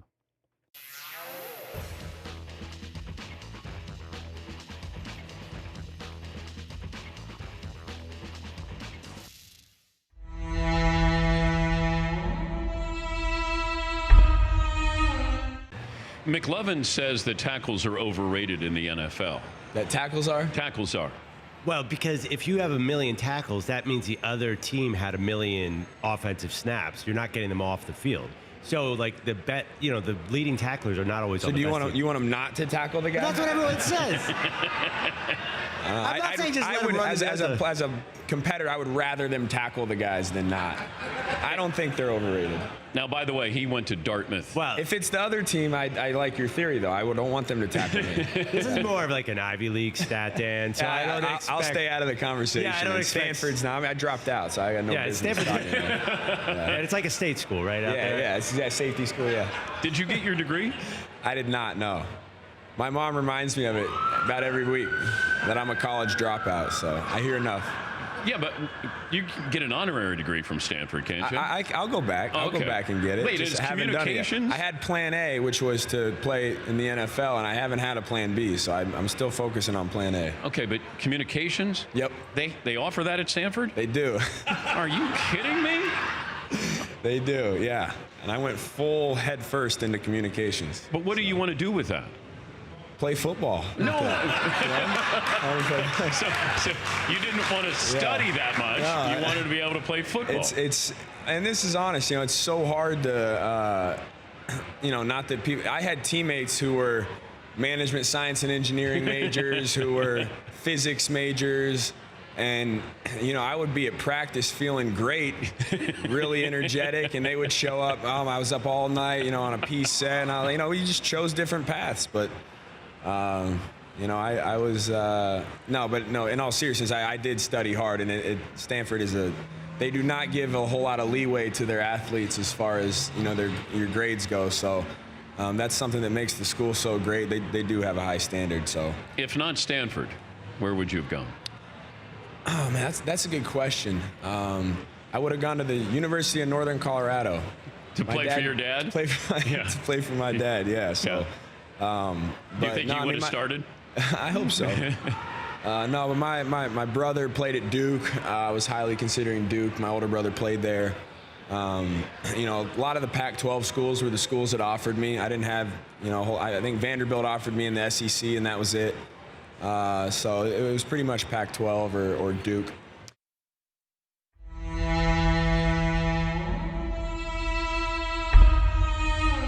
Is Nicholson retired from acting? I don't know. He's funny still, though. Yeah? He's funny and happy. But what do you do? Like, if you hang with Nicholson? Yes. Like, what is that like? Just great. Great. He tells stories, and he's in a great mood. And he's smart as hell, knows everything, reads the full paper every day. He really is banana smart. Would he allow you to do a documentary, shoot a documentary? No. He would not. Okay. He's a private man. I don't think he would, but you know what he is? He's got a lot of stories. Crazy Yankee fan, too. Well, he grew up in Jersey. Yes. Yeah. Yes. Wouldn't you like to be He single used to with say Jack? to me, no. I'd have more problems. But I'll tell you what, he in the beginning when I used to start hanging with him, he would always say, "Come over, let yourself like the Lakers. It's good for you." I'd be like, I can't do it. I'm not allowed to do that. And he'd always be like, I had that too, and then I just let it go. And he was so happy to be. But did he grow up a Knicks fan and then became a Laker fan? He was, probably Knicks something on the East Coast, and then he said he bought season tickets with his buddy, and he used to sit up in the bleachers, I think. And when he first moved out, and he said, and I just allowed myself to enjoy the Lakers, and then I got to tell you, I could like the Lakers now. They don't bother me. It doesn't bother me as much. I'm slowly becoming okay with it. If LeBron came to the Lakers, yeah, that'd be fun. You'd be okay with that? I would be happy for the town. Would you buy season tickets? No, I don't need them. Oh, that's right. You just call and say, Sandman. I just whisper Sandman in the phone. Does your wife call you Sandman? No. She, Okay, if she says, Adam! Like, what is... She doesn't call me Adam either. She calls me, she has weird nicknames for me. Like? No Nay. I don't know how it happened, but she calls me No Nay. No Nay! Not no knee. Nope. No knee. No knee. What if she's mad? Just a stare. Ooh. Just a stare. Okay, that's it. Yeah. But you're not in trouble ever. Nah, I can get out of it. Takes a minute. But you don't drink. You don't get in trouble. You don't stay out. Like, what do you do that you could get in trouble? I have my own ways in a household of being hated for moments at a time.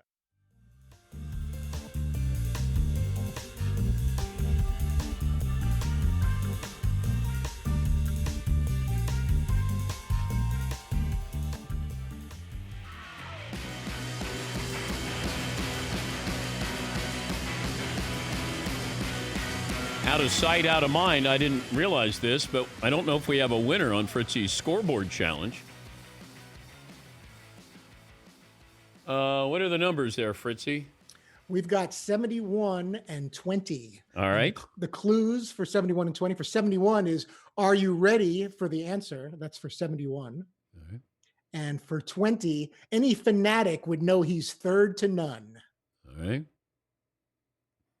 So give me the answers there. McLovin, you got one? Eddie Fanatic, Philly Fanatic. Third, Michael Jack Schmidt. Ooh. May 26, 1990, Phillies retire. Mike Schmidt's number 20 is your number 20 part. Are you ready for the answers? Like, are you ready for some football? Hank Williams Jr., born on this date, 71 years old today. Okay. There you go. But we didn't get a winner, right? I don't believe we did. All right. I saw where Damian Lillard doesn't want to participate in a resumed NBA season if the Blazers don't have a true opportunity to make the playoffs. What are the standings with the Blazers? How many games out of the 8th spot are they, Paulie? Dan, this is ironic because the Blazers really are the closest team to reaching the playoffs that aren't in the playoffs right now. They're 29 and 37. Memphis is 32 and 33. If the Blazers won 3 in a row and Memphis lost 3 in a row, the Portland Trail Blazers would have the 8th spot. They are the closest to the playoffs. But I don't know how many games they're going to play if they play any regular season games. They may just go right into the postseason. I would go right into the postseason, but you do want to have a couple of games to get ready. I just don't want to bring down 14 more teams if I don't have to Orlando. I saw this story with Reggie Bush. He was interviewed in Playboy, and he said that he wishes that he had proper financial knowledge during his career, and some things could have been different for him. He talked about guidance is one thing that young athletes come through college, the system they miss out on. He says, I missed out on it. They're about to start paying college athletes. This is something that's never been experienced before. Well, they've paid them. They just haven't paid them publicly. It's going to destroy some people if their foundation is not in the right place. This is according to Reggie Bush. I've been a big proponent of this. I think it's the Wild Wild West here. And I know Reggie lost his Heisman. He had to forfeit that after he and his family reportedly received improper benefits from agents while he was at USC. He's saying that he wishes that he would have had proper financial knowledge. I hired good agents, hired a good team, but I allowed that good team to make decisions for me. I don't know what's going to happen with, we keep saying, well, there's only a couple of Tim Tebow's or Johnny Manziel's or whoever it might be, Reggie Bush's. I'm not worried about them. I'm worried about, let's say I want to get offensive linemen to go to Tennessee. I'm a steakhouse, and I say, hey, you guys are going to do a commercial for me. You guys are going to get $50,000 each. You do some appearances here, and you come over, and I have steak dinners for you guys whenever you want to. Starting offensive, let's say I'm trying to recruit offensive linemen. So I know I'm going to make $50,000 playing in the SEC at Tennessee. All I got to do is they can use my likeness for a commercial. I got to pay taxes on it. I get steaks whenever I want to. Can you do that? And what if you run a car dealership? Then you say, hey, you know what? I'm going to give you this car. All you have to do is drive it around, and you do a couple appearances here. I'll give you a $100,000 car.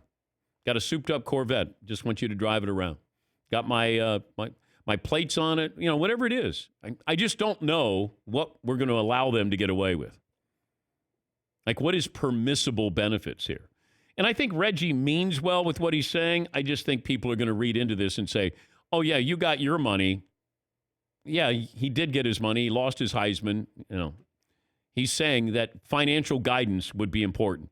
And I think, somebody who helps athletes with finances, even I've said the one and done, make sure, if you don't care about college, we want to prepare you for life to be a professional basketball player. Help them with real estate, with stocks with taxes. Run down the list, balance a checkbook, like all these things that you go, well, of course they're going to know to do that. They don't know how to do that, or chances are they don't. I understand that you want to have somebody there who can offer some guidance, but we're entering the wild, wild west. Oh, we did have a winner, Marty in New York. I don't know if he became a winner after he heard Todd give the answer to it. I don't know if that counts. But Marty is the winner. Go around the room what we learned on the program, but let me get Jason in Michigan here first. Hey, Jason, what do you have for me? Hey, first time, long time, 5'10", 155. Best of the weekend was Tiger and how smooth he looks.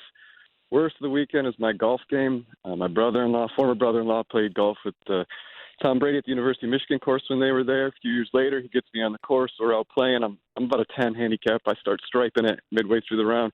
Every time he comes to the ball, he said, "Oh, it's a good shot," but Tommy would hit it up there. And he always point about 50 yards farther. Then watching him play on Sunday, I got so depressed about my own golf game, I had to shut off the TV and head outside. I felt better when I watched Brady. I went out and played. Thank you, Jason.